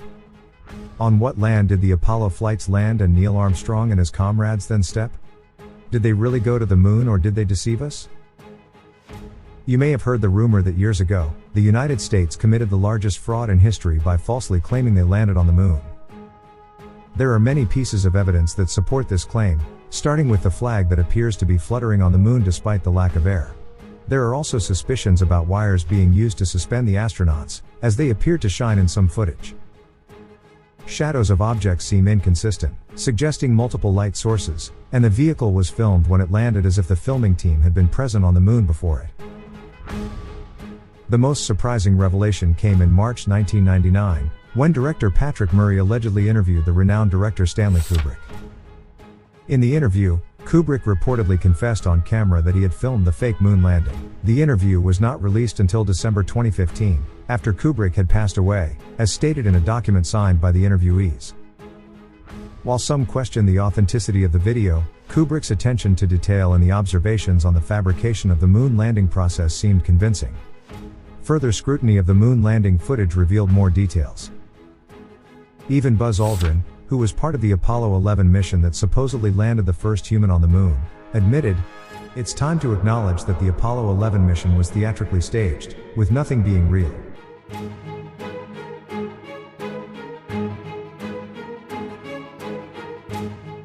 That's not all. NASA scientists themselves have recently admitted that there is a deadly radiation field known as Van Allen belt around the Earth, which is a layer of charged and active particles. NASA is currently studying and testing ways to safely cross it.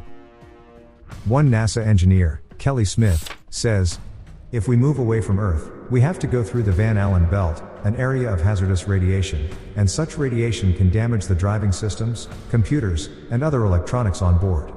And obviously, we have to go through this area twice, once on the ascent and once on the return. But the vehicle has protection in the form of a shield that will be tested when the vehicle passes through the radiation waves, while sensors will record radiation levels for scientists to study. We must resolve these challenges before sending humans through this area of space." Really?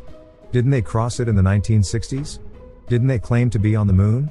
Have thousands of rockets escalated into space carrying orbital station parts, thousands of satellites?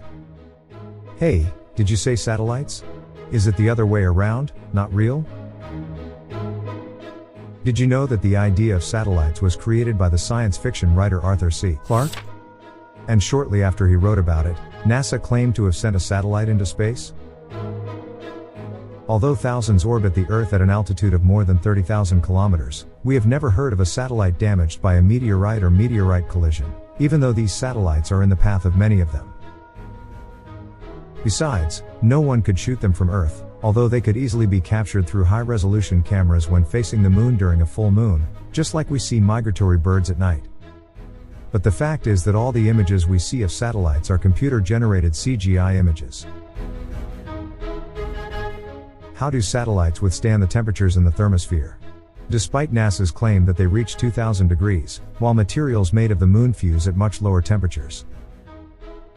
Finally, polar-type satellites orbit vertically on Earth, which means they do not move in Earth's orbit. How do they orbit, knowing that satellites do not have a self-propelling force? Most likely, satellites don't exist. Terrestrial broadcasting stations operate efficiently around the world, giant internet connectivity cables pass through the deep sea, and even the GPS system works through these terrestrial stations, and Google Earth images were all captured by aircraft as stated by Google itself. If this is not true, and ground stations are not responsible for all broadcasting movements on the Earth, so why does the signal and transmission weaken as we go higher up in the mountains? Additionally, the ground-based dish antennas are always installed at a 45-degree angle, and logically, if satellites were real, the dish should be directed upward at a straight angle. What we see in the night sky with the naked eye in size of a distant star moving is not a satellite, but rather a meteorological balloon. If satellites were visible like this, we would see the night sky filled with a multitude of stars moving.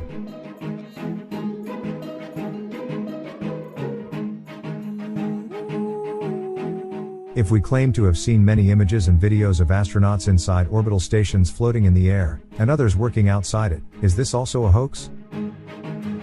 In reality, many of the videos and images show small details, flaws, and errors that were concealed.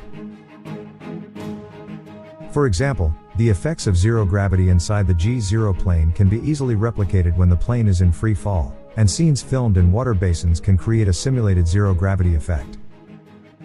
These common imaging errors, such as reflections of supposed divers' shadows or bubbles billowing in front of presumed astronauts, as well as chroma key or green screen errors used in cinematic hoaxes, were not executed with the required accuracy and revealed technical errors that expose the forgery. Finally, there is a claim that a Dutch king bought a stone from Neil Armstrong that was claimed to be from the moon, which was placed in a museum. However, more than 20 years later, some researchers requested to study the moonstones and found out that the stone was actually fossilized wood from Earth. Therefore, we can conclude that nothing has left Earth's atmosphere, no spacecraft, no satellites, and no astronauts. And some were right to say that the only thing they could go up to space was our imagination. But what about the thousands of images of the planet from space? Well, actually this is another wonderland. Have the courage and let's go.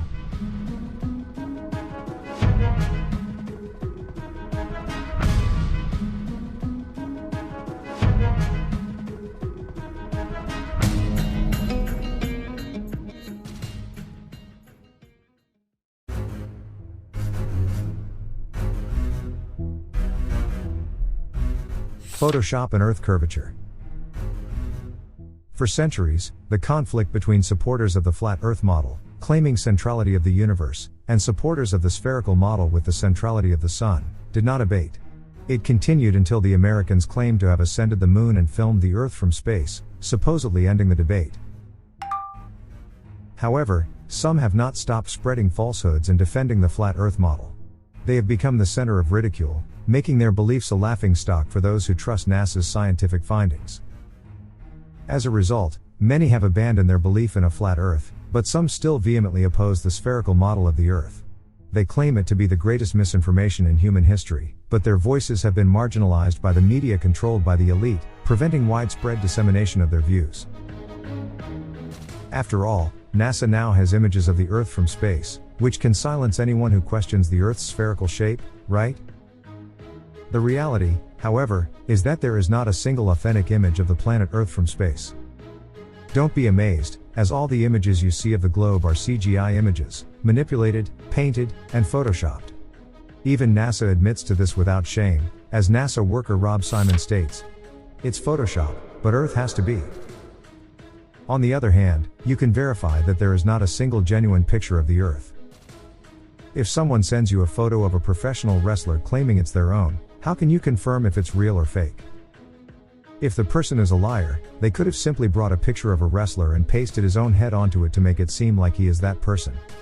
The process of pasting an image over another image can be detected by examining the image in Photoshop and raising the color levels, revealing fringes around the pasted picture that expose the forgery process. Now, visit NASA's official website, download any image of the Earth from space, and apply these steps to it. And you will discover that all of their images, without exception, have been manipulated, raising a dangerous red flag that should awaken our critical thinking if we want to discern the truth. Even more intriguing, if you scrutinize NASA's famous image of the planet, Big Blue Marble, you will uncover that it is a computer-generated image, photoshopped, and even utilizes the clone tool to replicate identical clouds. They were described as lazy, according to the researchers. Moreover, if you flip this image of Earth upside down, you will notice a hidden but apparent message, the word sex, which is purportedly used in various media, including animated films, as a subliminal message. However, this time it appears disguised in a presumed genuine image of Earth that NASA has posted on its official website. This Earth, with circumference of 40,000 kilometers and a diameter of 6,371 kilometers, means that its surface, mathematically speaking, should bend by approximately 20 centimeters every 1.6 kilometers, around 80 centimeters after 3.2 kilometers, 2 meters after 8 kilometers, and about half a kilometer after 80 kilometers, in order to conform to its spherical shape. This curvature is important in the mathematical equation, 20 centimeters x squared distance, to achieve the spherical shape, and the entire surroundings of Earth are depicted as a complete sphere. These calculations are based on data from NASA, which lead us to conclude that objects 8 kilometers away should disappear behind the curvature about 2 meters away from the observer's perspective. In simpler terms, if there is an object that is 2 meters high, it should not be visible from 8 kilometers away, as it would have disappeared behind the curve. But, believe it or not, this is not actually happening. This curvature is not observed by anyone, neither from Earth nor from space. All the images and videos shown by space agencies of Earth from great altitudes are captured with a fisheye lens that distorts the perception of curvature. For instance, on October 14, 2012, a Norwegian adventurer named Felix Baumgartner completed the longest free fall in history after ascending to 40 kilometers with a helium balloon and then jumping back to Earth. Regardless of whether this jump was a genuine event or a hoax, what matters is that the camera inside the cockpit at the moment of the jump showed a completely straight skyline of Earth, while the camera outside appeared to show a curved horizon due to the fisheye lens. The curvature of the Earth has not been seen by anyone, and no one will see it because it is nothing more than an illusion. Researchers have challenged anyone to photograph this curvature or prove its existence through experiments.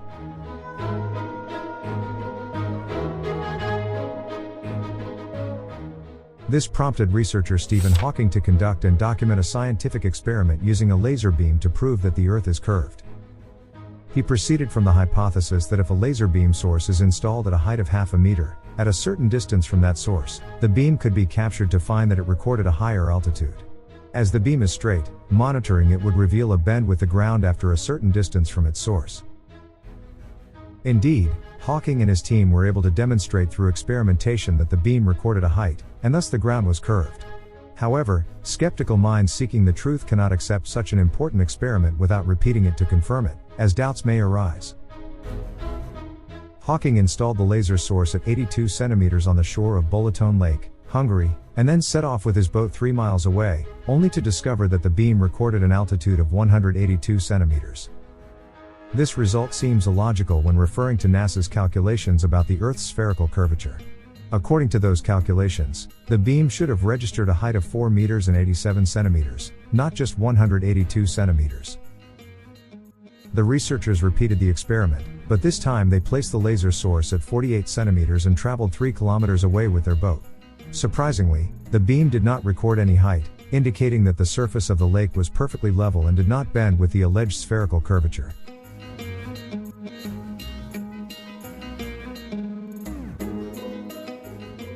This finding makes a lot of sense, because people on the shore of Balaton Lake can see people on the other shore almost 10 kilometers away. If the Earth was truly curved, they would not be able to see each other, and people on the other shore would have disappeared completely behind the curve. So, who's right? The first one goes against his calculations, which defy logic and expose his lie, while the second one relies on his belief in logic. You can conduct the experiment yourself to verify, or use your critical thinking skills to embark on a journey of seeking truth, which clearly indicates that we inhabit a flat plane, not a spherical ball as we've been told. There are instances where we can see objects at great distances, despite the assumption that they should be hidden from view if the Earth were curved.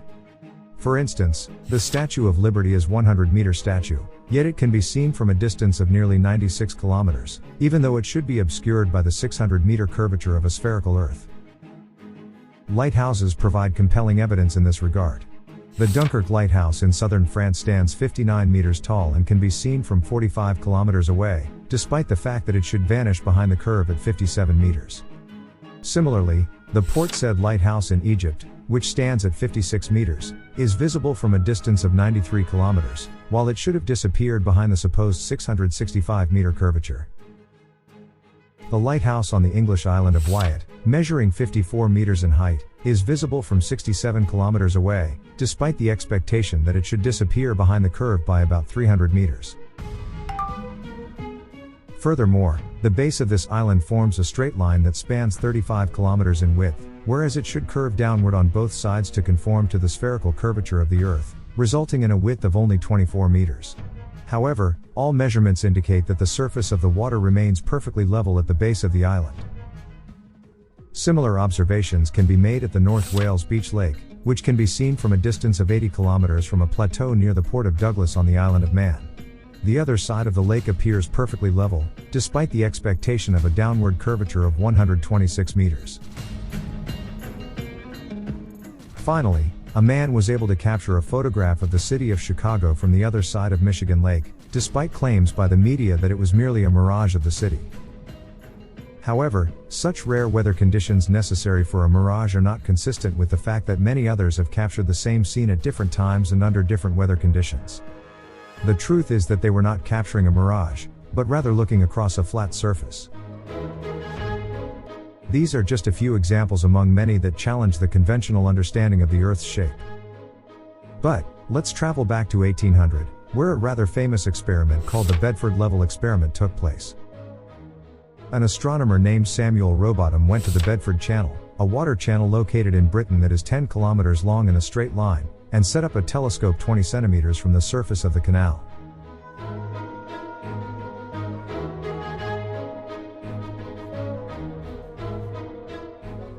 He then moved a boat with a flag mounted on it about 9.5 kilometers away from the telescope.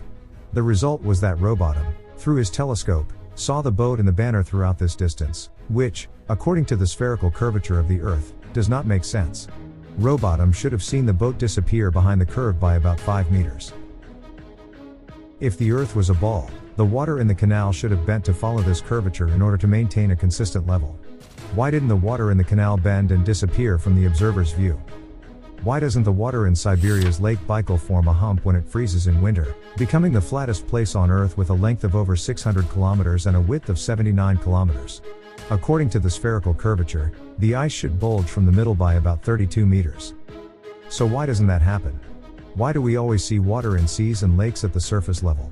And why do engineers and architects who dig canals, build bridges, or construct railways over large distances not take into account the spherical curvature of the Earth in their calculations?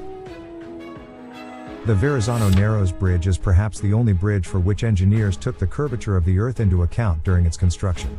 However, strangely, the water underneath it appears as a perfectly level surface, instead of following the curve of the bridge itself, which would be expected if the Earth was a dome. Furthermore, according to the laws of physics, the surface of water is always level, and this is what we see with our eyes and perceive with our senses and minds.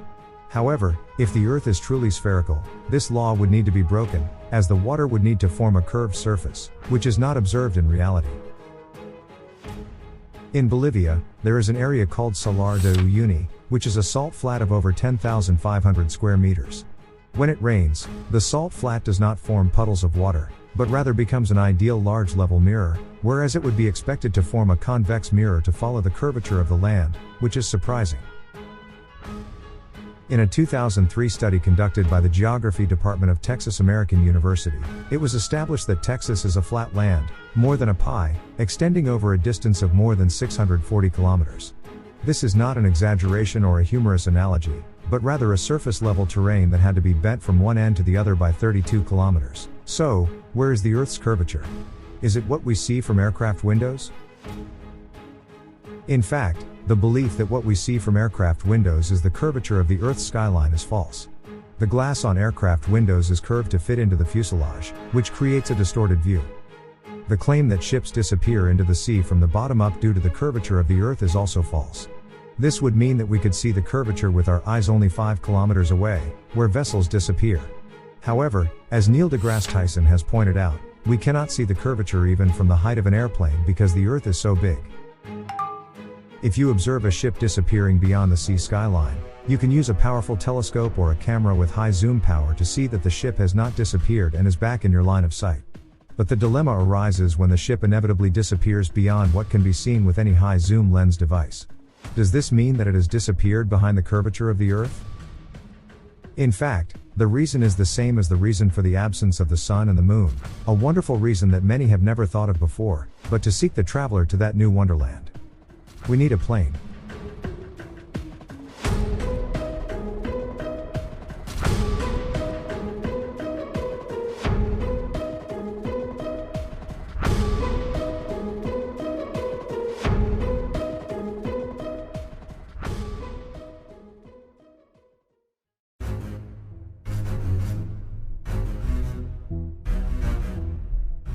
Wonderful flight routes. When you check the flight routes on Earth, you may be puzzled by some flights taking strange and seemingly irrational paths, particularly between cities in the southern hemisphere. But before delving into the natural routes, let's talk about emergency landings. Sometimes, aircraft have to make emergency landings at the nearest airport along their flight path due to mechanical breakdowns or humanitarian situations.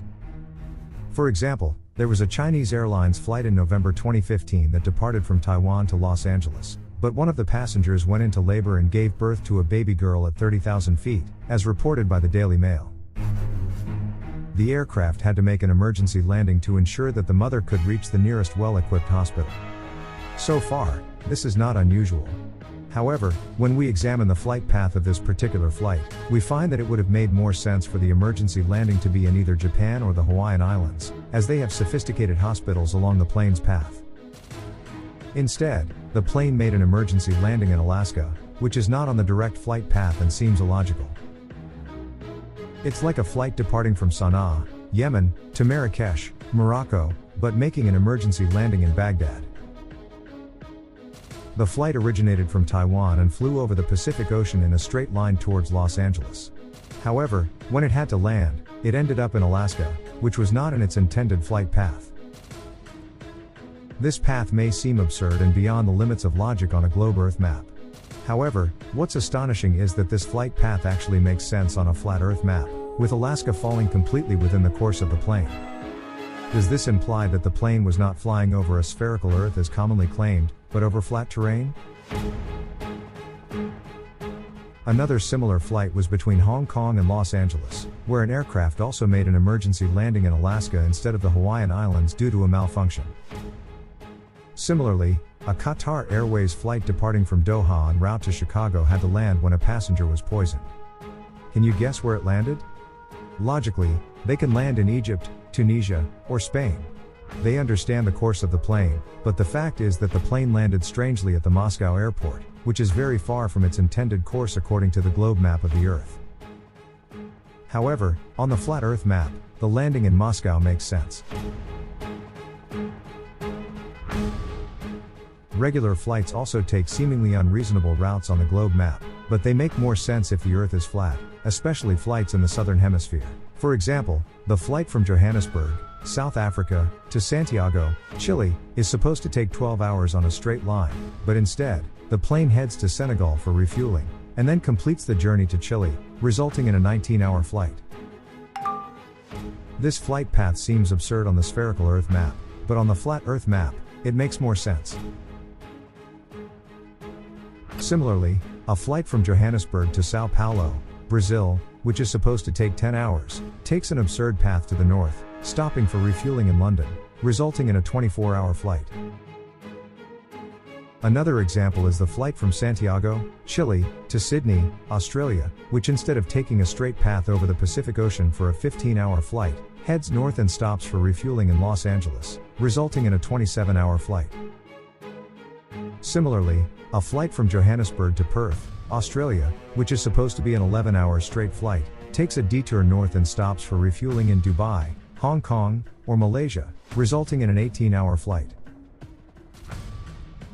There are dozens of examples of flights that seem completely absurd on the spherical Earth map, always heading north, but on the flat Earth map, they make more sense.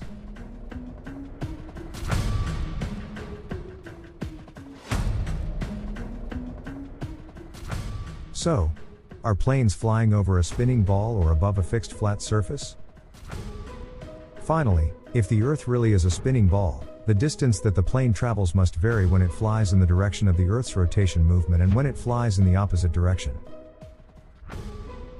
For example, an aircraft flying from Kuwait to Algeria must travel a shorter distance than an aircraft flying from Algeria to Kuwait, because the Earth orbits underneath it. This means that the strength of the acceleration of objects must change as we rise upwards. In addition, the pilot must constantly adjust the plane's altitude to match the spherical curvature of the Earth and remain parallel to its curved surface. If the pilot were to fly in a straight line, he would find himself in space or hit the roof of the sky, because there is no such thing as space. As for the question of whether there is space, it is natural to wonder what lies above us. The bright spots we see in the sky at night, known as stars, are truly wonderful and amazing. However, before we take that terrifying step, let's return to the surface of the Earth and ponder how we see the sun emerge from the horizon in the east, rise to the top of the sky, and then disappear below the horizon in the west. Isn't this evidence that we live on a ball? If the Earth were flat, we could stand on the shores of Alexandria and see people on the streets of Italy using any powerful telescope. But this never happens, no matter how powerful the telescope is, because the Earth curves and Italy disappears behind that curvature. So, do you think the globe Earth has won this round and its weight has started to bear down on us? Perhaps not, because it all comes back to something wonderful that many people with a restful mind have failed to notice. It's something that those who refuse to be intellectually enslaved and subjected to mental programming have taken note of. It's a bit of a niche idea, as only 2 categories of human beings have studied it, and according to conspiracy theorists, there was a deliberate effort to keep this idea anonymous. Are you aware of it? It's visual perspective.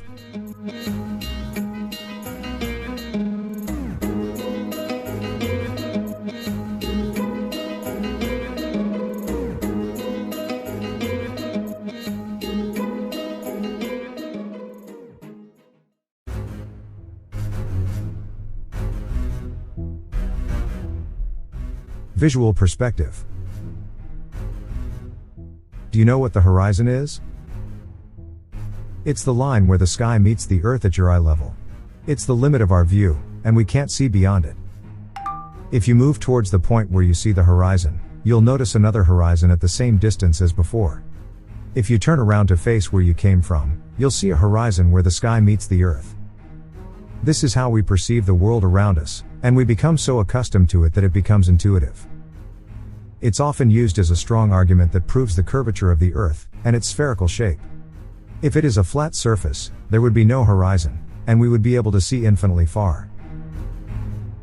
However, mathematically speaking, the concept of the horizon can be explained in the same way whether the Earth is a huge ball with a diameter of 6,371 kilometers, or an infinitely flat plane, as explained by Ask a Mathematician website. This understanding is rooted in the idea of visual perspective, which has been studied primarily by artists and architects. It's important to grasp how our eyes perceive the world in order to comprehend the concept of visual perspective, which is crucial in realizing that we live on a flat surface rather than a spinning spherical object, as claimed by some conspiracy theorists. They argue that not everyone is allowed to understand the idea of perspective, as conspirators do not want us to grasp how our senses work and realize the supposed truth. To simplify this complex idea, let's consider how the human eye sees the world around it. If you stand in the middle of a long corridor and look towards the end with one eye open, you'll notice that the ceiling appears to come down as far as you can see, while the floor appears to rise up to meet the ceiling at your eye level. The right wall seems to veer to the left, and the left wall veers to the right. If you turn around and look behind you, you'll notice the same perspective. In reality, the ceiling doesn't actually come down, and the floor doesn't actually rise up, But our eyes perceive it in such a way that the ceiling and floor meet at the horizon, and the right and left walls converge at our eye level. All of these lines appear to converge at a single point called the vanishing point, which is at our eye level and directly in front of us. We know very well that the roof, the floor, and the walls along the corridor are all parallel, but we see them converging until they meet at the vanishing point. The further you move, the more your perspective will change. Even if you reach the site of the vanishing point, you will find that the ceiling does not apply to the ground because the idea is in perspective, and our eyes see the world that way. Now, if there's a cat running from under your feet towards the end of the corridor, you're going to see it visually climb up with the earth until it's right on the horizon. You started looking at her from the top down when she was under your feet, and then you started looking with her until you saw her in a straight line right in front of you. And if there is a lamp hanging with a rod the length of the corridor ceiling and with a motor, it moves from the first corridor to the other and then returns again as a piece of decoration on the ceiling. You'll see its motion is quite similar to that of the cat, but it's mirrored. So when the lamp over your head, you'll look at it from the bottom up. And whenever you move towards the end of the corridor, your gaze will start landing with it until you look at it straight in front of you.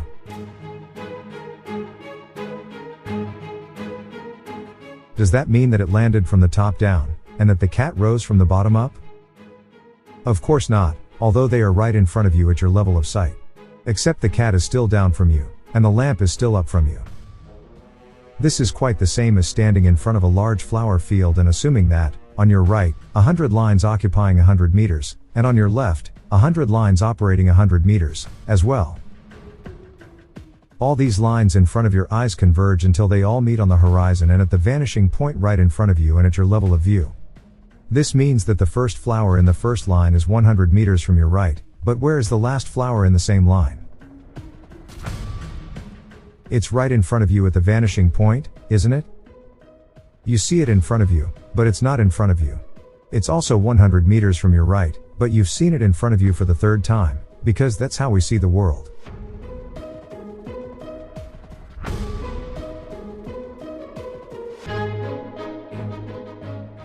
These are the laws of visual perspective. Now, suppose the cat kept running until it went past the vanishing point, or more accurately, beyond your horizon of sight. Would you be able to see it? Actually, no, you can't. The reason is that your eyes can't look up to see something that's actually below you, such as the cat below you under your feet, and the further away it gets from you, the higher it goes up, visually, with the earth until you reach the horizon at your level of sight. In this case, you look straight at something that's below you, and that's as far as the eye can see. If the cat crosses the horizon, it keeps going up, and that's where it disappears because it visually becomes above your level of sight. But how does it disappear? Does it suddenly disappear like magic once it crosses the horizon line? No, it disappears from the bottom to the top. While its feet are above the horizon and above our level of view. Its body is still in the level of view where we can see it, and if it goes further, its body is beyond the horizon, and we can't see it while we can see its head, which is at our level of view. This continues until it completely disappears, and we don't see it because it's beyond the horizon, which marks the end of our view. The only solution to see it is to climb higher. The higher we rise from the ground, the more the perspective changes, and the horizon line moves further to another horizon line. Now, let's replace the cat with a boat. Here, you will realize that in the same way, ships disappear from our eyes from the bottom up. Not because of the curvature of the earth, but because of the laws of perspective. That is why we cannot stand on the shores of Alexandria to see people on the streets of Italy. Regarding the ceiling lamp, suppose it moved until it crossed the horizon line. Would you be able to see it? Of course not, because at the line of sight, it's at your level when it's actually above you, and if it crosses the horizon, it keeps falling. In this case, we won't be able to see it because our eyes can't look down to see something that's actually above us. Remarkably, the lamp is supposed to disappear from top to bottom, reverse cat. But it actually disappears from the bottom up, which is confusing to the laws of perspective. However, the line of the horizon below it is always a natural blocker of vision, which is the surface of the earth, and therefore the lamp disappears from the bottom up due to this inhibitor. Replace the lamp with the sun, and you will discover that it does not disappear because of the spherical earth, but due to the laws of perspective. It appears to move away from us, taking light with it, until it crosses the horizon line and disappears. One last thing, why is there a horizon if the Earth is flat? Does it provide evidence of a spherical Earth? The horizon, as we know it, is strong evidence that we live on a flat Earth, not vice versa. If the Earth were a ball, the skyline would fall below our gaze as we rise upwards, but that does not happen. The higher we go, the horizon remains at our eye level. We can observe this from the rooftops of our homes, from towers and skyscrapers, and even from planes and high-rise meteorological balloons. The horizon always appears at our eye level because it is the skyline of a vast flat land, not the skyline of a ball. But the question remains in the context of the spherical model. Why does the sun light up the clouds from below during sunset if the Earth is not a ball? And when it falls behind the curvature, why are its rays reflected on the lower surface of the clouds? The answer lies in perspective, as some researchers have demonstrated through a simple experiment that anyone can replicate using a table and a small lamp. When the sun moves away from our sight, its rays are reflected below the clouds. Challenge yourself to lift the veil of cognitive dissonance that may arise in your mind right now. Open your eyes and free your mind to think beyond the axioms we have held since childhood. If you believe the above is nonsense, that's your right. But wait a moment, the tunnel is still deep, and the real nonsense may be our next step toward space. I mean, water.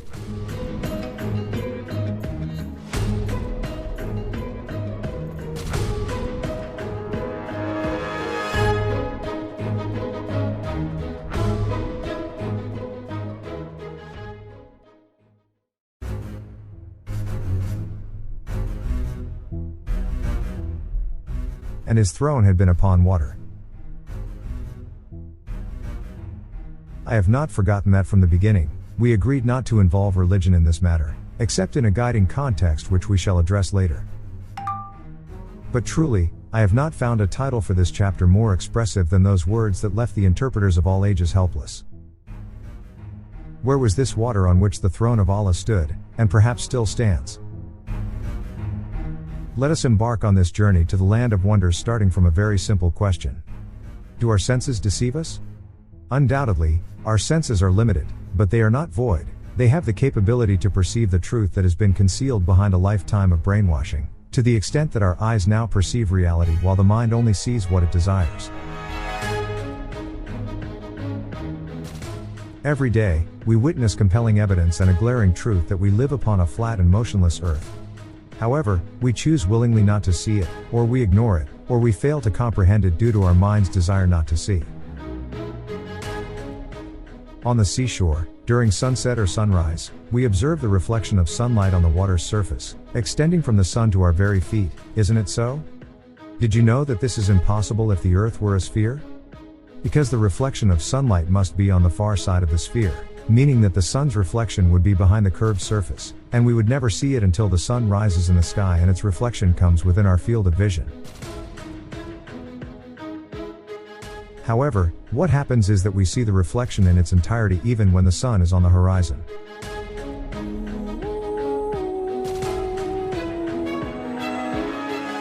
This proves that the sun rises and sets above a completely flat surface, which is in perfect harmony with logic, as the surface of water is always flat. So, how could we believe it is curved on the surface of a sphere? How could we believe that the Earth is a sphere spinning, and yet the water does not gather in the middle before spilling outward like any wet ball spinning?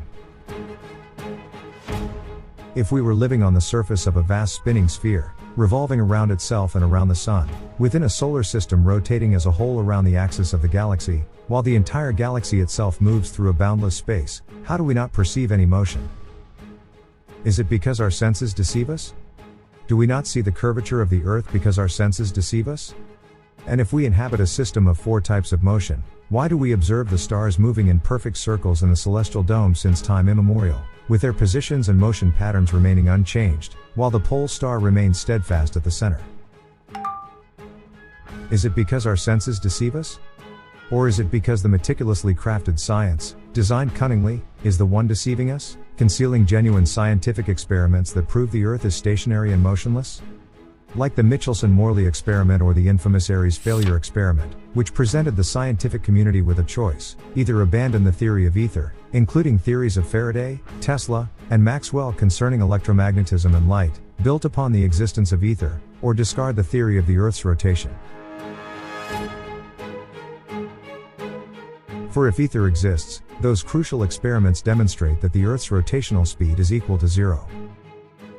Both options were difficult for the scientific community to accept, but they were certainly willing to sacrifice ether and everything else to uphold the idea of Earth's rotation. However, many scientists sensed something amiss. They felt that ether must exist, for without its presence, our existence becomes meaningless.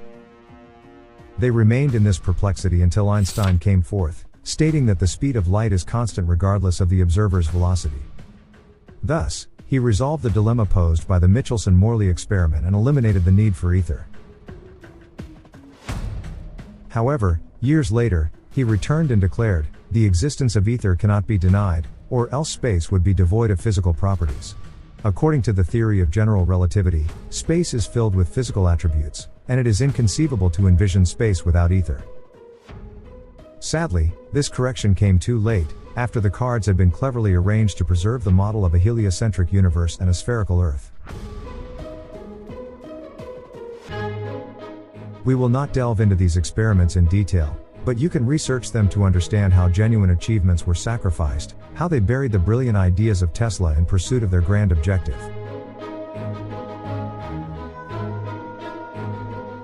Now, do you recall the Go Faster rocket experiment? When it reached an altitude of 117 kilometers, it abruptly stopped, as if it had hit a ceiling that halted its ascent. A ceiling that isn't solid? It is the skin of the sky, the celestial dome, the preserved roof, with its doors. So, if above us, there is a dome or a roof that nothing can penetrate, what lies beyond this dome? Would it surprise you if you were told that there is water above it? Indeed, you must be astonished. As we agreed, free your mind and begin to inquire about the evidence that proves there is water above us in the form of a dome. If this is true, then could what we know as stars and planets merely be points of light, each floating in the expanse of the sky, serving as decorations? And where do meteorites come from? Do they reach the Earth, or do they collide with the dome only? Well, why do all space agencies, especially NASA, conduct their training exercises in large swimming pools? Is it merely to simulate the density of space, as they claim, or do they know that there is water above us and plan to penetrate it? They are well aware of this fact. In some American movies under the genres of science fiction, fantasy, or anime, they depicted a dome above us with water filling it. Moreover, if we slightly turn to religious scriptures, be it the Quran or the Bible, we will find that they both speak of a great flood that submerged the whole earth in the time of the prophet Noah, peace be upon him. So, where did this copious and overwhelming water come from? Perhaps the Quranic verse is clear like the sun they conceal from us. Then we open the gates of the heaven with rain pouring down.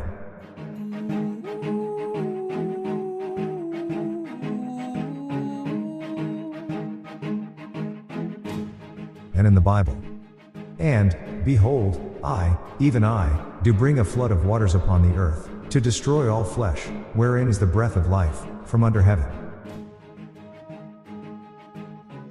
Well, there's no harm in resorting to religion here, as it was necessary. So, is the sky blue because the sunlight reflects off the water? The sun does not exhibit its distinctive glow because it is swimming in water. Interestingly, if you were to use a telescope and observe the stars and planets, you would find that they are not like the computer-generated images shown by NASA. Instead, they appear as bright shining points, as if they are bodies of light floating in water with their reflection clearly visible on their surface.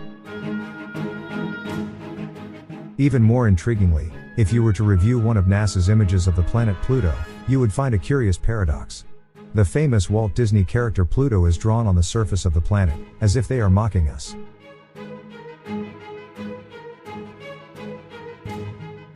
Finally, in Japan, early in the year 2018, precisely on January 18th, a rocket carrying a satellite was launched into space. However, this rocket followed an exceedingly peculiar trajectory.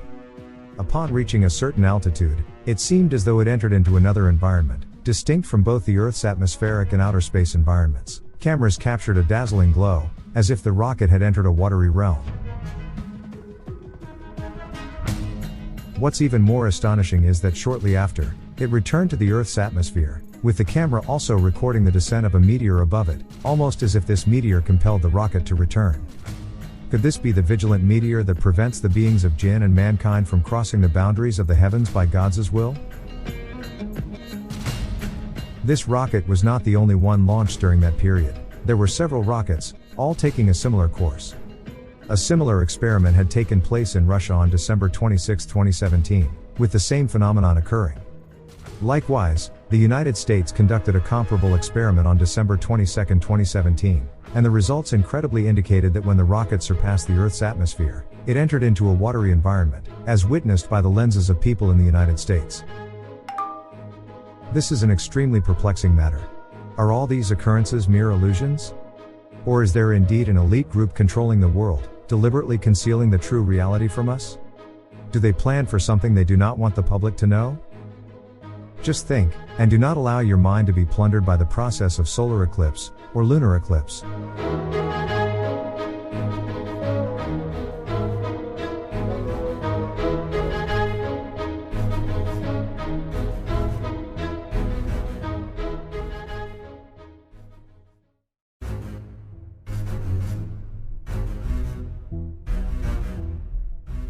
Lunar and solar eclipse. From our early years, we were imparted with the understanding of the mechanism by which lunar eclipses and solar eclipses occur. Yet, not once did we contemplate the persuasiveness of this explanation. We received this knowledge as an intuitively scientific truth, impervious to doubt. These celestial phenomena transpire when the Earth, the Sun, and the Moon align upon a linear axis. When the Earth finds itself positioned between the Sun and the Moon, a lunar eclipse unfolds, as the Earth obstructs the solar rays, preventing their reach to the Moon, thus denying it the reflection of the radiance of the Sun.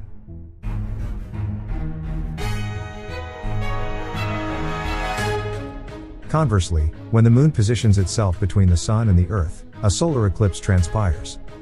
The Moon shields the Earth from the Sun's rays, thereby hindering their arrival to us. However, according to adherents of the flat Earth theory, the veritable cause behind the occurrences of both lunar and solar eclipses is something entirely divergent. These phenomena may pose intricate challenges to explicate, but they are, at the very least, evidence of an imperceptible anomaly.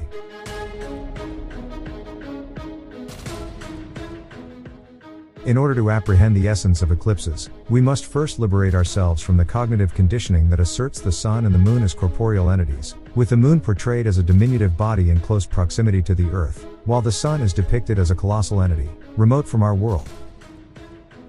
It is within this sphere that the cavern of mysteries will unveil itself, revealing that there exist enigmatic aspects concealed from the purview of the intellect, eluding comprehension.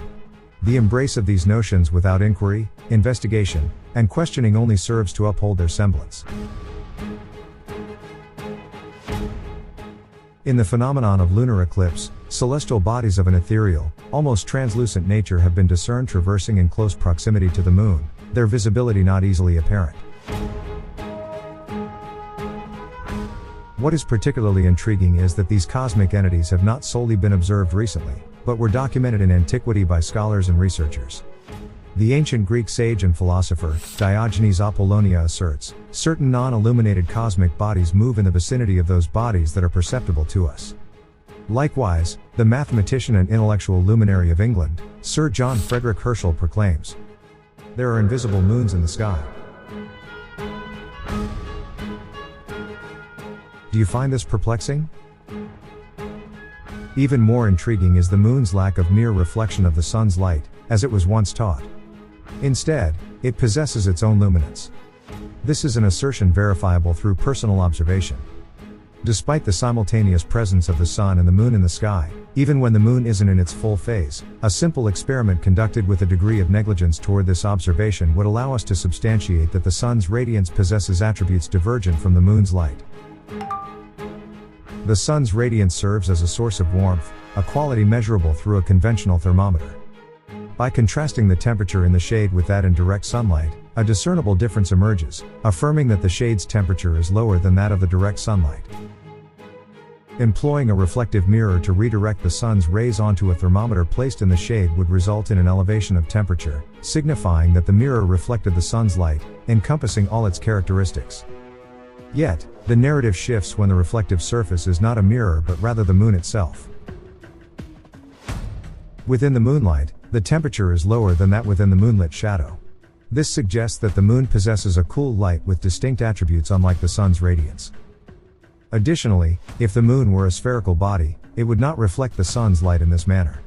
Perhaps you have observed on numerous occasions how light reflects upon the surface of a sphere vertical bar. It forms a solitary point of reflection, not encompassing the entirety of the sphere's surface. This may lead you to wonder why this intriguing observation eluded your attention. This is because of the deep hypnosis effect that we are overwhelmed with.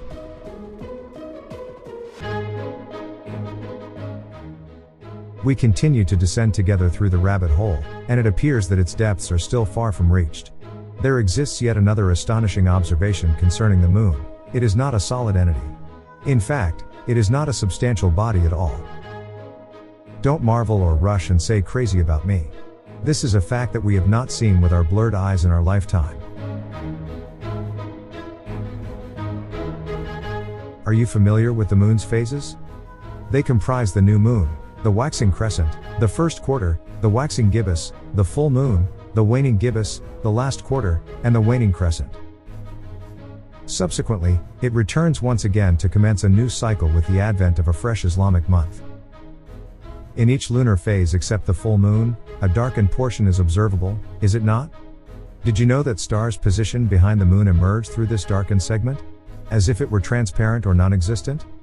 This peculiar fact might seem foreign, yet it is an actuality you can verify on your own.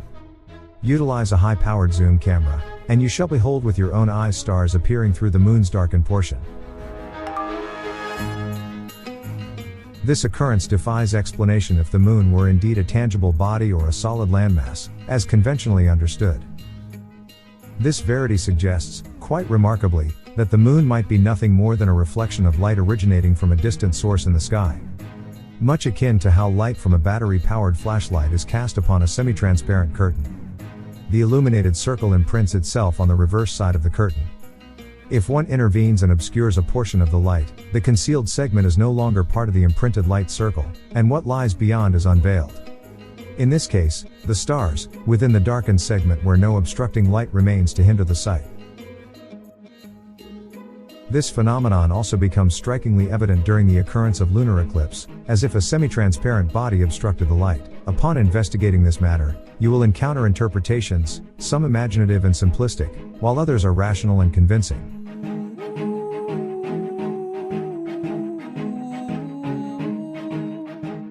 Certain explanations propose that an eclipse occurs because the moon descends within its orbit, veiling it from the sun's rays.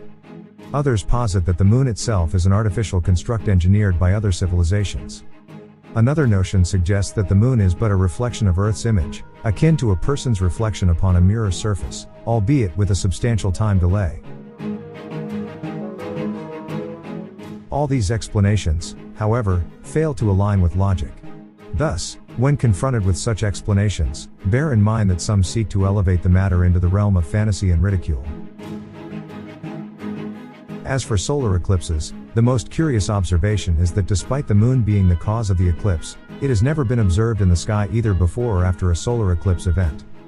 Almost as if the sun itself projects light from an enigmatic source, and this is not merely my assertion, but also the pronouncement of scholars who have confirmed that the structure of the sun remains unknown. It is not a colossal mass of nuclear explosions, as we were informed. Rather, it is an entity shrouded in mystery to this day. The stars, too, diverge from the depiction they have given us. They are not suns around which other planets and moons revolve. They are not far from us in a vast space. Instead, they are but pockets of light adrift in the expanse of the sky, their origins elusive to all. Did that sacred verse, in which Allah swears by the positions of the stars and mentions that it is indeed an immense oath, leap before your eyes? Then I swear by the setting of the stars, and indeed, it is an oath, if you could know. Well, we have not yet reached the juncture of religious guidance. Nevertheless, we got to a harder station, a wonderland whose facts will land on your head like the hammer of truth. But before we embrace this hammer looming above our heads, what do you say we glimpse, just slightly, at the heart of the earth?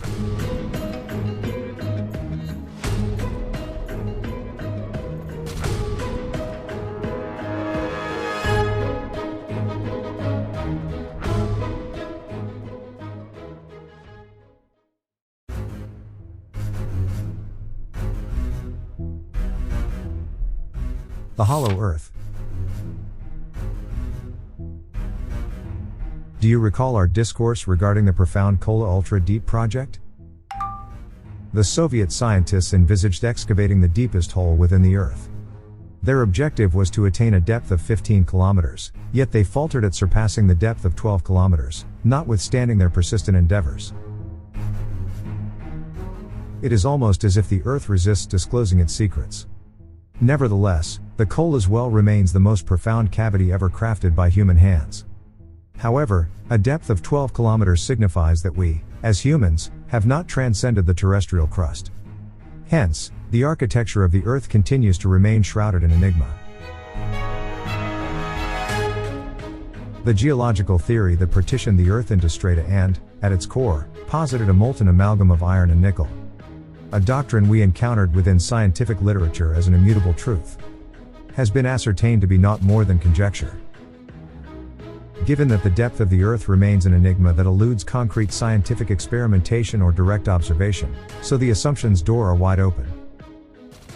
This has spurred some to posit peculiar theories, fortified by an abundance of substantiation. Among these theories is the notion of a hollow Earth.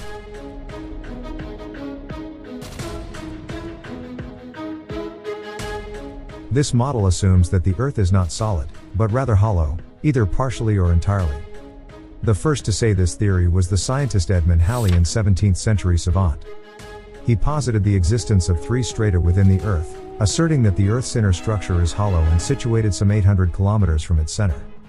However, the concept of a hollow Earth is an antiquated notion, passed down through myths and bygone civilizations. In Buddhist belief, there exists an underworld kingdom called Shambhala, signifying land of peace and tranquility in the Sanskrit language. It is a concealed mythical kingdom within the Earth's depths and is known by myriad names in ancient civilizations.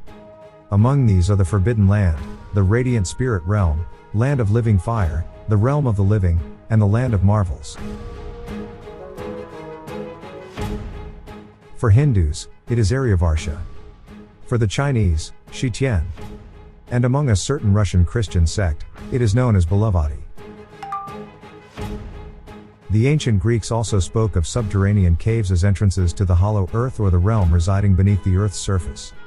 Among these are the Laconia Cave and the renowned Crochan Cave, famously known as the Gateway to Hell in Ireland. In addition to a myriad of ancient myths detailing a subterranean realm, many volumes of literature and research have been devoted to this subject. Notably, this theory found fervent proponents, most notably Sir Isaac Newton.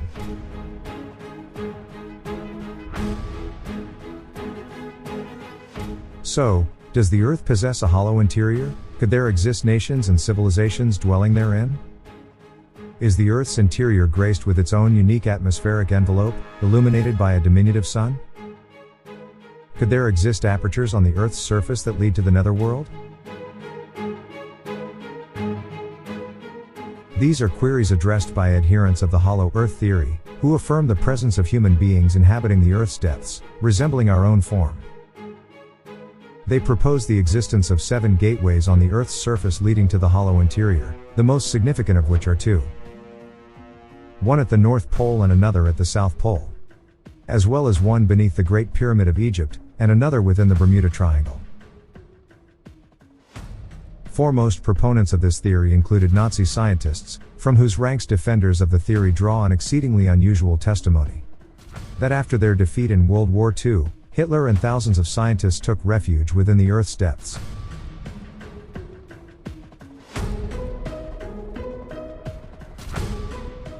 Do you recall the expedition of Admiral Richard Byrd we previously discussed? His purported objective was, they say, the pursuit of the Nazis. Upon his return, Admiral Byrd declared that he had discovered an entire continent, which he meticulously described. This continent, however, lies not upon the Earth's surface, but in the interior. As for Muslim scholars, they incline towards the concept of the hollow earth as an interpretation closest to understanding the tale of Gog and Magog. And they are certainly people living within the hollow earth. The dam constructed by Dhul Qarnayn, were it situated upon the Earth's surface, would have revealed their location, as aerial vessels traverse the entirety of the heavens. Yet once more, does this appear as a reinterpretation of the Quranic narrative to align with a certain theory? Some have posited that Gog and Magog could be ordinary humans who, following the construction of the dam, mingled with various world civilizations. Ultimately, these remain mere conjectures. Among the compelling testimonies that invite contemplation regarding the hypothesis of a hollow earth is the account of the American geologist, Philip Schneider, who participated in the construction of many American underground bases. He could somehow descend into the hollow earth, where, according to him, he met human-like but shorter creatures.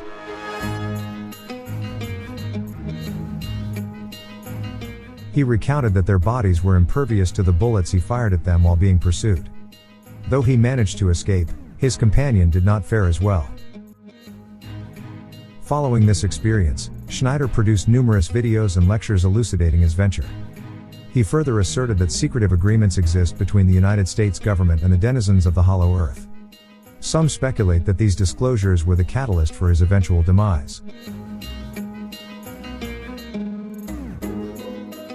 The notion of a hollow earth might appear somewhat peculiar, yet it assumes the role of a narrative strand within the series of concealed mysteries that unveils new episodes daily.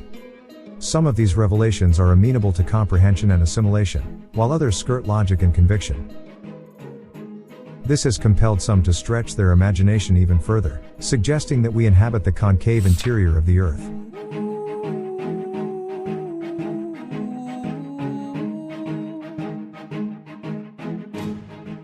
Does the concept of a concave Earth strike you as odd? What is not unusual in our surroundings? We dwell in a realm of enigmas and riddles, symbols and signs. The notion of a concave Earth broadly implies that we reside within a curved surface, with the entire cosmos contained within. I believe this idea remains unconvincing, though I do not entirely refute it. The liberation of thought, as we've agreed from the outset, prevents us from denying something without conviction, or believing in something without conviction. Finally, some have contended that the rulers of the world are not humans but reptilians. They propose that these beings live in the Earth's interior, but they have changed their shapes to appear as human beings, substantiating their assertions with an array of evidence. Yet, are their opinions and theories accurate? Trust me, nothing is beyond the realm of possibility in our concealed world. And now, let us embark upon another journey in Wonderland, perhaps the most extraordinary land our feet shall tread. A land of endless possibilities, where the consciousness of humankind is what determines the existence or non-existence of things.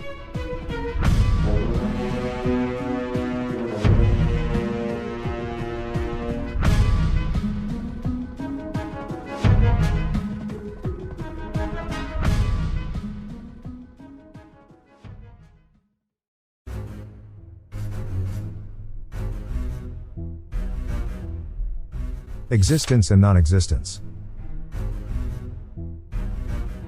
If you perceive mathematics to be the most reliable of sciences, you ought to engage in introspection.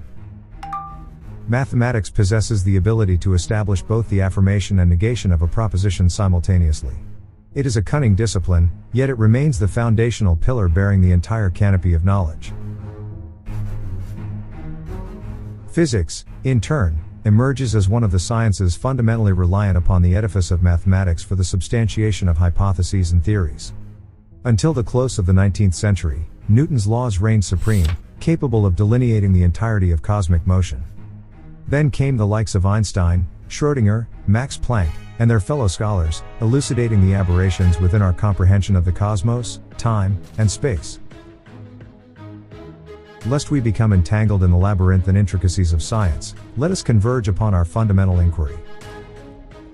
Can the affirmation and negation of a matter coexist simultaneously?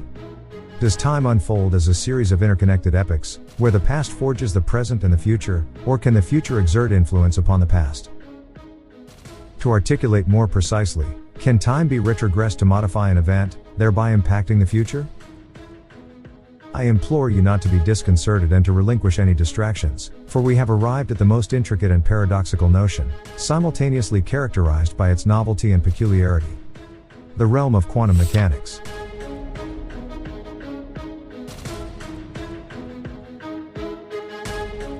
The entire world is comprised of two entities: mass and energy. Mass takes shape as an assemblage of atoms, each harboring a positive nucleus around which orbit negative electrons. These are fundamental tenets in the realm of sciences, familiar to us indeed. As for energy, it is not merely a wave as once believed, but rather it also comprises discrete units known as quanta. These are not fundamental principles, but rather the gin extracted from the flask by Max Planck. In the 17th century, Newton postulated that light consisted of minute particles, but subsequent scientific experiments demonstrated that light is indeed a wave, not a particle. However, the real conundrum emerges in the realm of electrons, indubitably particles simultaneously existing as waves. This presents a situation of great peculiarity and peril, as it bridges the chasm between matter and energy. This signifies that everything in the world, including humanity itself, is not matter, but energy.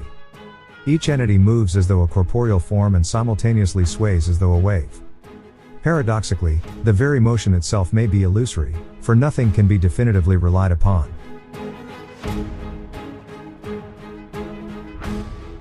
The gin that upended the foundations of scientific understanding is quantum mechanics. This theory, pioneered by the German physicist Max Planck, ushered the world into an immense cloud of bewildering possibilities that baffle the mind and assert that nothing in this realm can be unequivocally trusted. It ultimately places human perception at the forefront of this universe's creation. Do not be astonished, for in truth, the world and all within it are already non-existent. Yet, it is our perception that renders it existent. Does this discourse appear peculiar? Well then, let us delve into a somewhat renowned experiment undertaken in 1801 by the British scientist Thomas Young, the double-slit experiment. His intention was to discern the nature of light, whether it consisted of particles or waves. Young's concept relied on a barrier with a single slit through which light was directed. Subsequently, the light passing through the slit would create a line on the screen positioned beyond the barrier.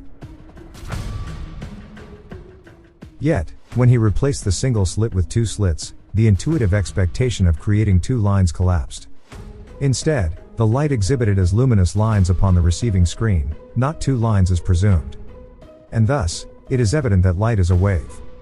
When it passes through the two slits, the wave divides into two, and the meeting of the crests of the first wave with those of the second wave forms luminous lines, known as constructive interference. Conversely, the convergence of the troughs of the first wave with those of the second wave results in non-luminous lines, termed destructive interference. Do not occupy your mind with the intricate scientific specifics of this experiment if it eludes your understanding. The crucial point is that the double-slit experiment corroborated the wave nature of light. Up to this juncture, there is nothing astonishing in this revelation. What truly bewildering is that when scientists replicated this experiment with electrons particles possessing mass, they discovered that the stream of electrons behaved in a manner akin to light. In other words, electrons passing through the double slits exhibited wave-like behavior, confirming that they were waves rather than particles. Yet, the most remarkable aspect is that scientists did not stop at this astounding revelation. They placed monitoring devices at the slits to observe the electrons as they passed, aiming to ascertain their wave-like characteristics. In this instance, however, the behavior of electrons changed. They manifested as particles instead of waves, creating only two lines on the receiving screen, as if they were aware of being under observation, behaving in their material nature rather than their wave nature. For the second time, this information is of utmost significance, as it implies that electrons possess a dual nature. Consequently, every material object we know of is, in truth, a wave. This is not the entirety of the matter. Scientists postulated that electrons possess consciousness and awareness of being observed, prompting them to alter their nature. Seeking to deceive electrons, scientists placed the observation devices behind the slits rather than in front. In this scenario, electrons would pass as waves, as they were not observed. Strangely enough, the electrons exhibited particle-like behavior as well, passing through the slits like waves.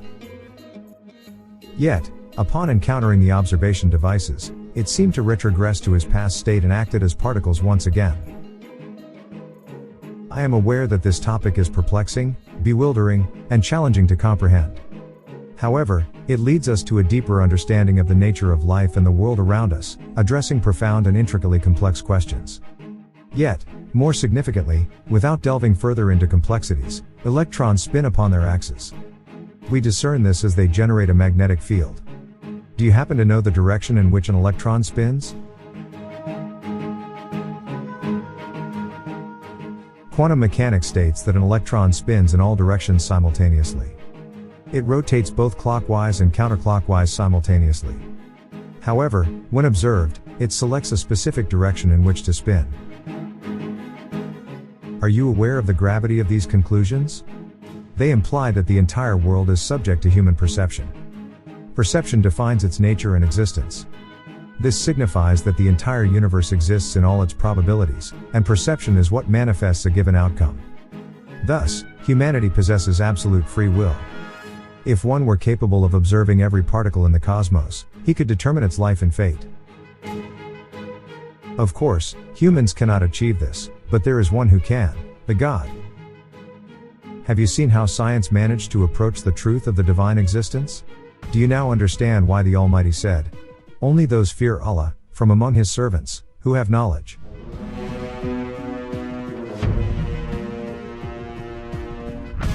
It's because they are the ones who come closest to Him, truly knowing Him. True knowledge is the path inevitably leading to belief in the existence of God. Yet, counterfeit knowledge and falsehoods have estranged us from that truth. We have come remarkably close to the end of the rabbit hole and its marvelous realms. Prepare, for we are on the brink of the return journey, one in which we will require a formidable guide.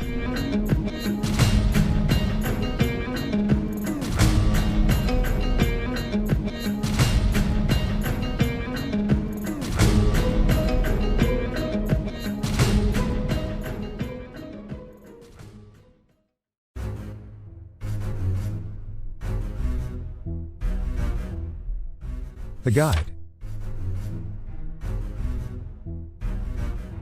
Is the Earth a sphere or flat? Believe it or not, this is entirely inconsequential. The absent truth behind this matter is the cornerstone. If the Earth is a sphere, orbiting the Sun, it emerged from a colossal explosion that occurred around 14 billion years ago. This implies that it came into existence accidentally.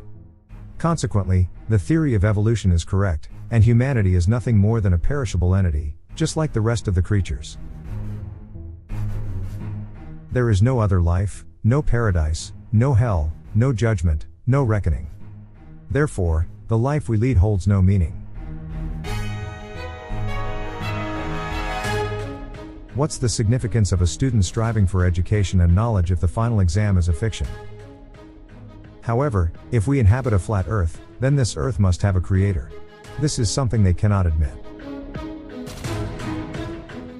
Some posit that the reason for this grand deception is to retain control over us.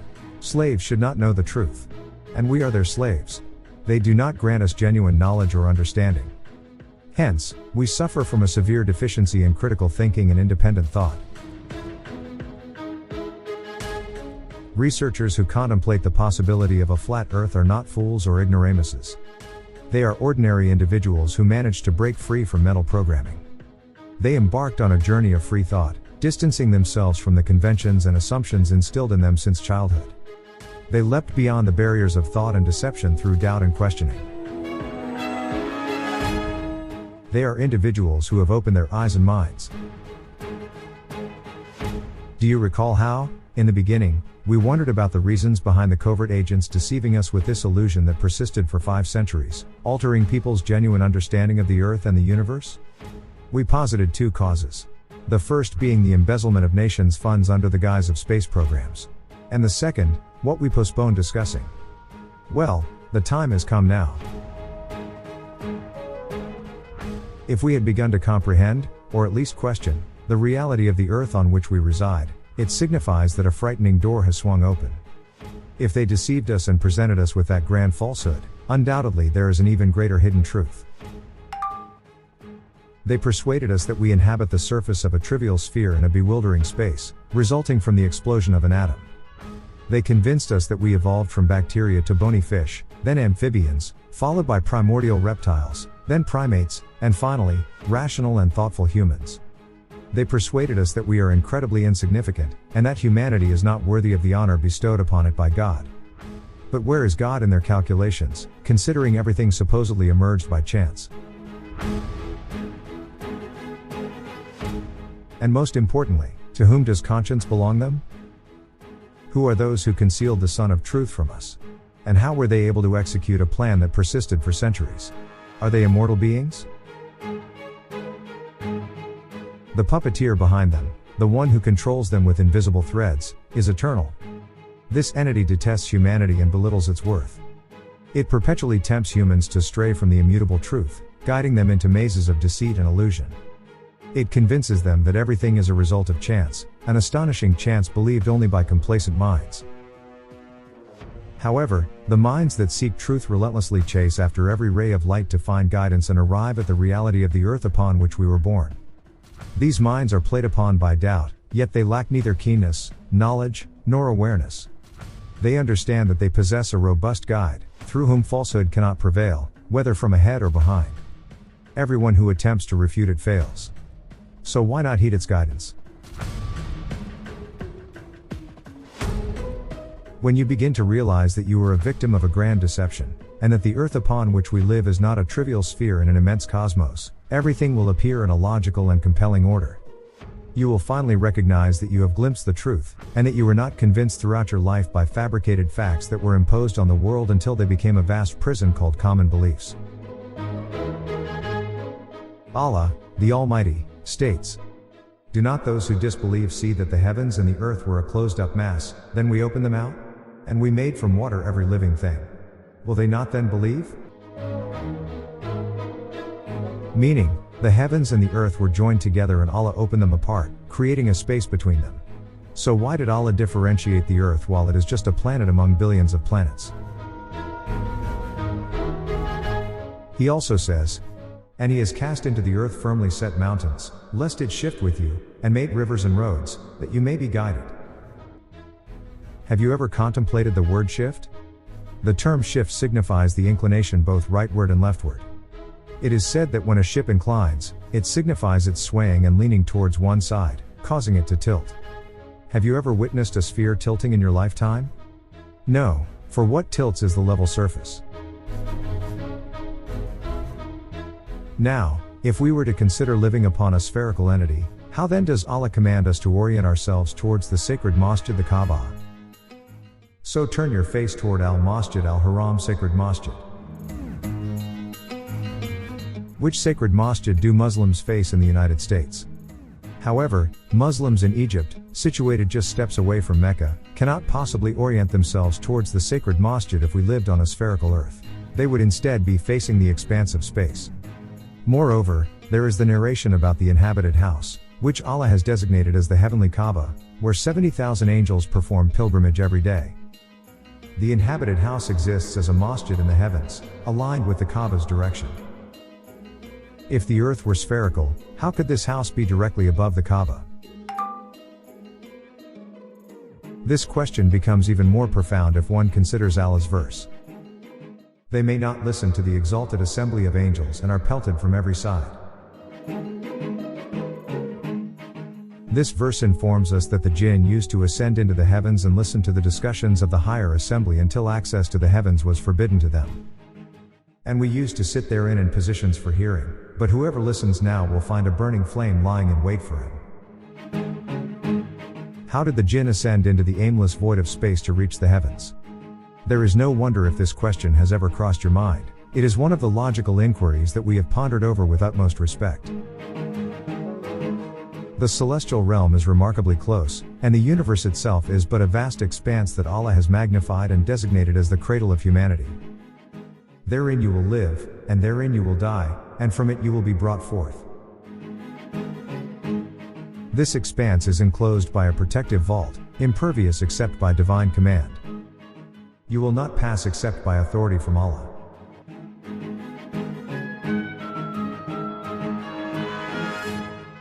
So, how then did we come to believe in the existence of spacefarers?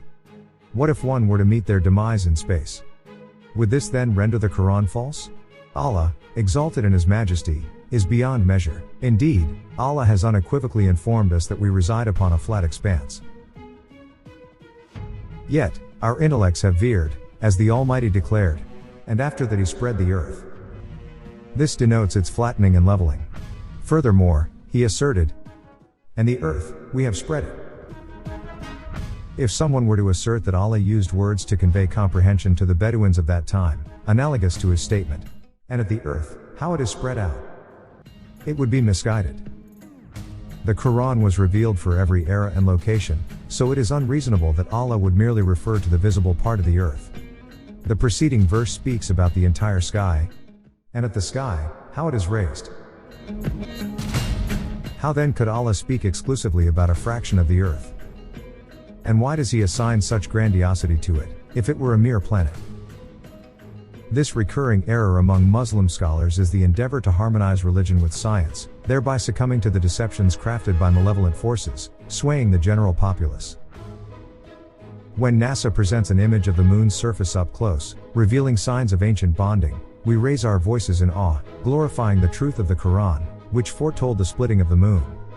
Does the Quran await such images for validation? Is Allah incapable of restoring the moon to its original image after its cleaving?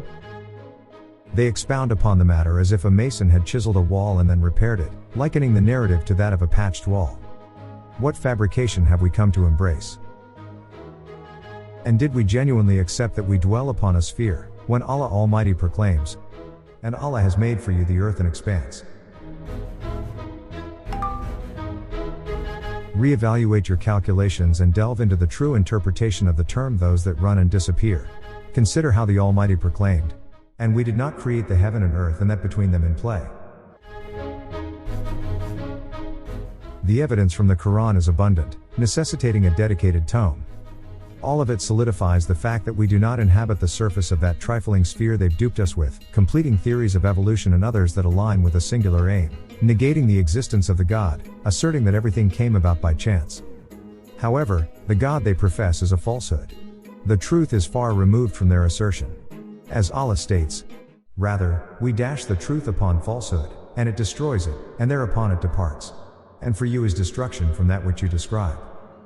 Allah Almighty is truthful.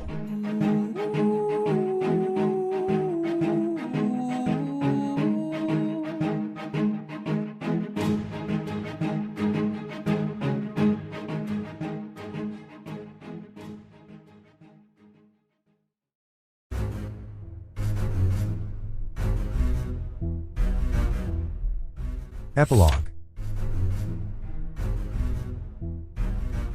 Perhaps you might label me as eccentric. And perhaps you may also find remorse in the time and effort that slipped away from you during this arduous journey. Such is the impact of the discord that arose within your mind as novel knowledge collided with entrenched wisdom.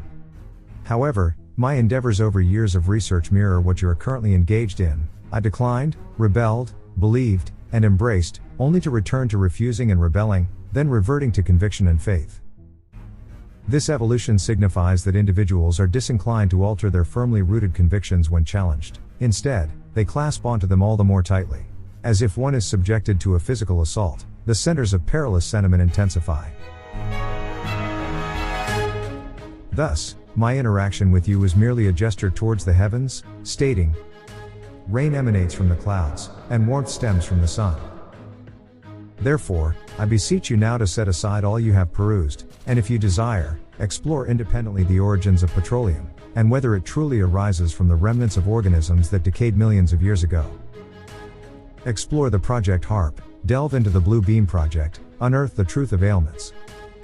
Search for Jack Parsons, for Aleister Crowley, and for the interconnections binding all space agencies. Research the Masonic scheme in which they insinuate extraterrestrial beings, paving the way for the demonic army poised to descend upon Earth, and for the return of their leader, the Antichrist, to assume dominion. Investigate the true cycle of water upon the Earth's surface. Probe into the happenings within the precincts of the Holy Lands. Search, and your eyes shall ache, for it will feel as if you are opening them for the very first time in your existence. The radiant light that stands on the verge of eternally reshaping your cognitive paradigm shall resemble powerful hammer blows upon your intellect. Search, and be assured that the words piercing the shroud of silence to forcefully enter the world are akin, to a considerable degree, to birds in the sky of hallucination. They traverse the celestial atmosphere sans wings. Lastly, you might inquire, where lies the truth? Believe me, the truth is glaringly evident before our eyes, as distinct as the sun. Yet, we remain incapable of seeing it, as they have hid this sun from us. We are reluctant to accept that we have lived a grand illusion, victims of a deception named science. So, if you don't believe, if you vigorously shake your head and resist belief, if you believe science, know that I am wholly akin to you. I believe in science. But I believe in God much more.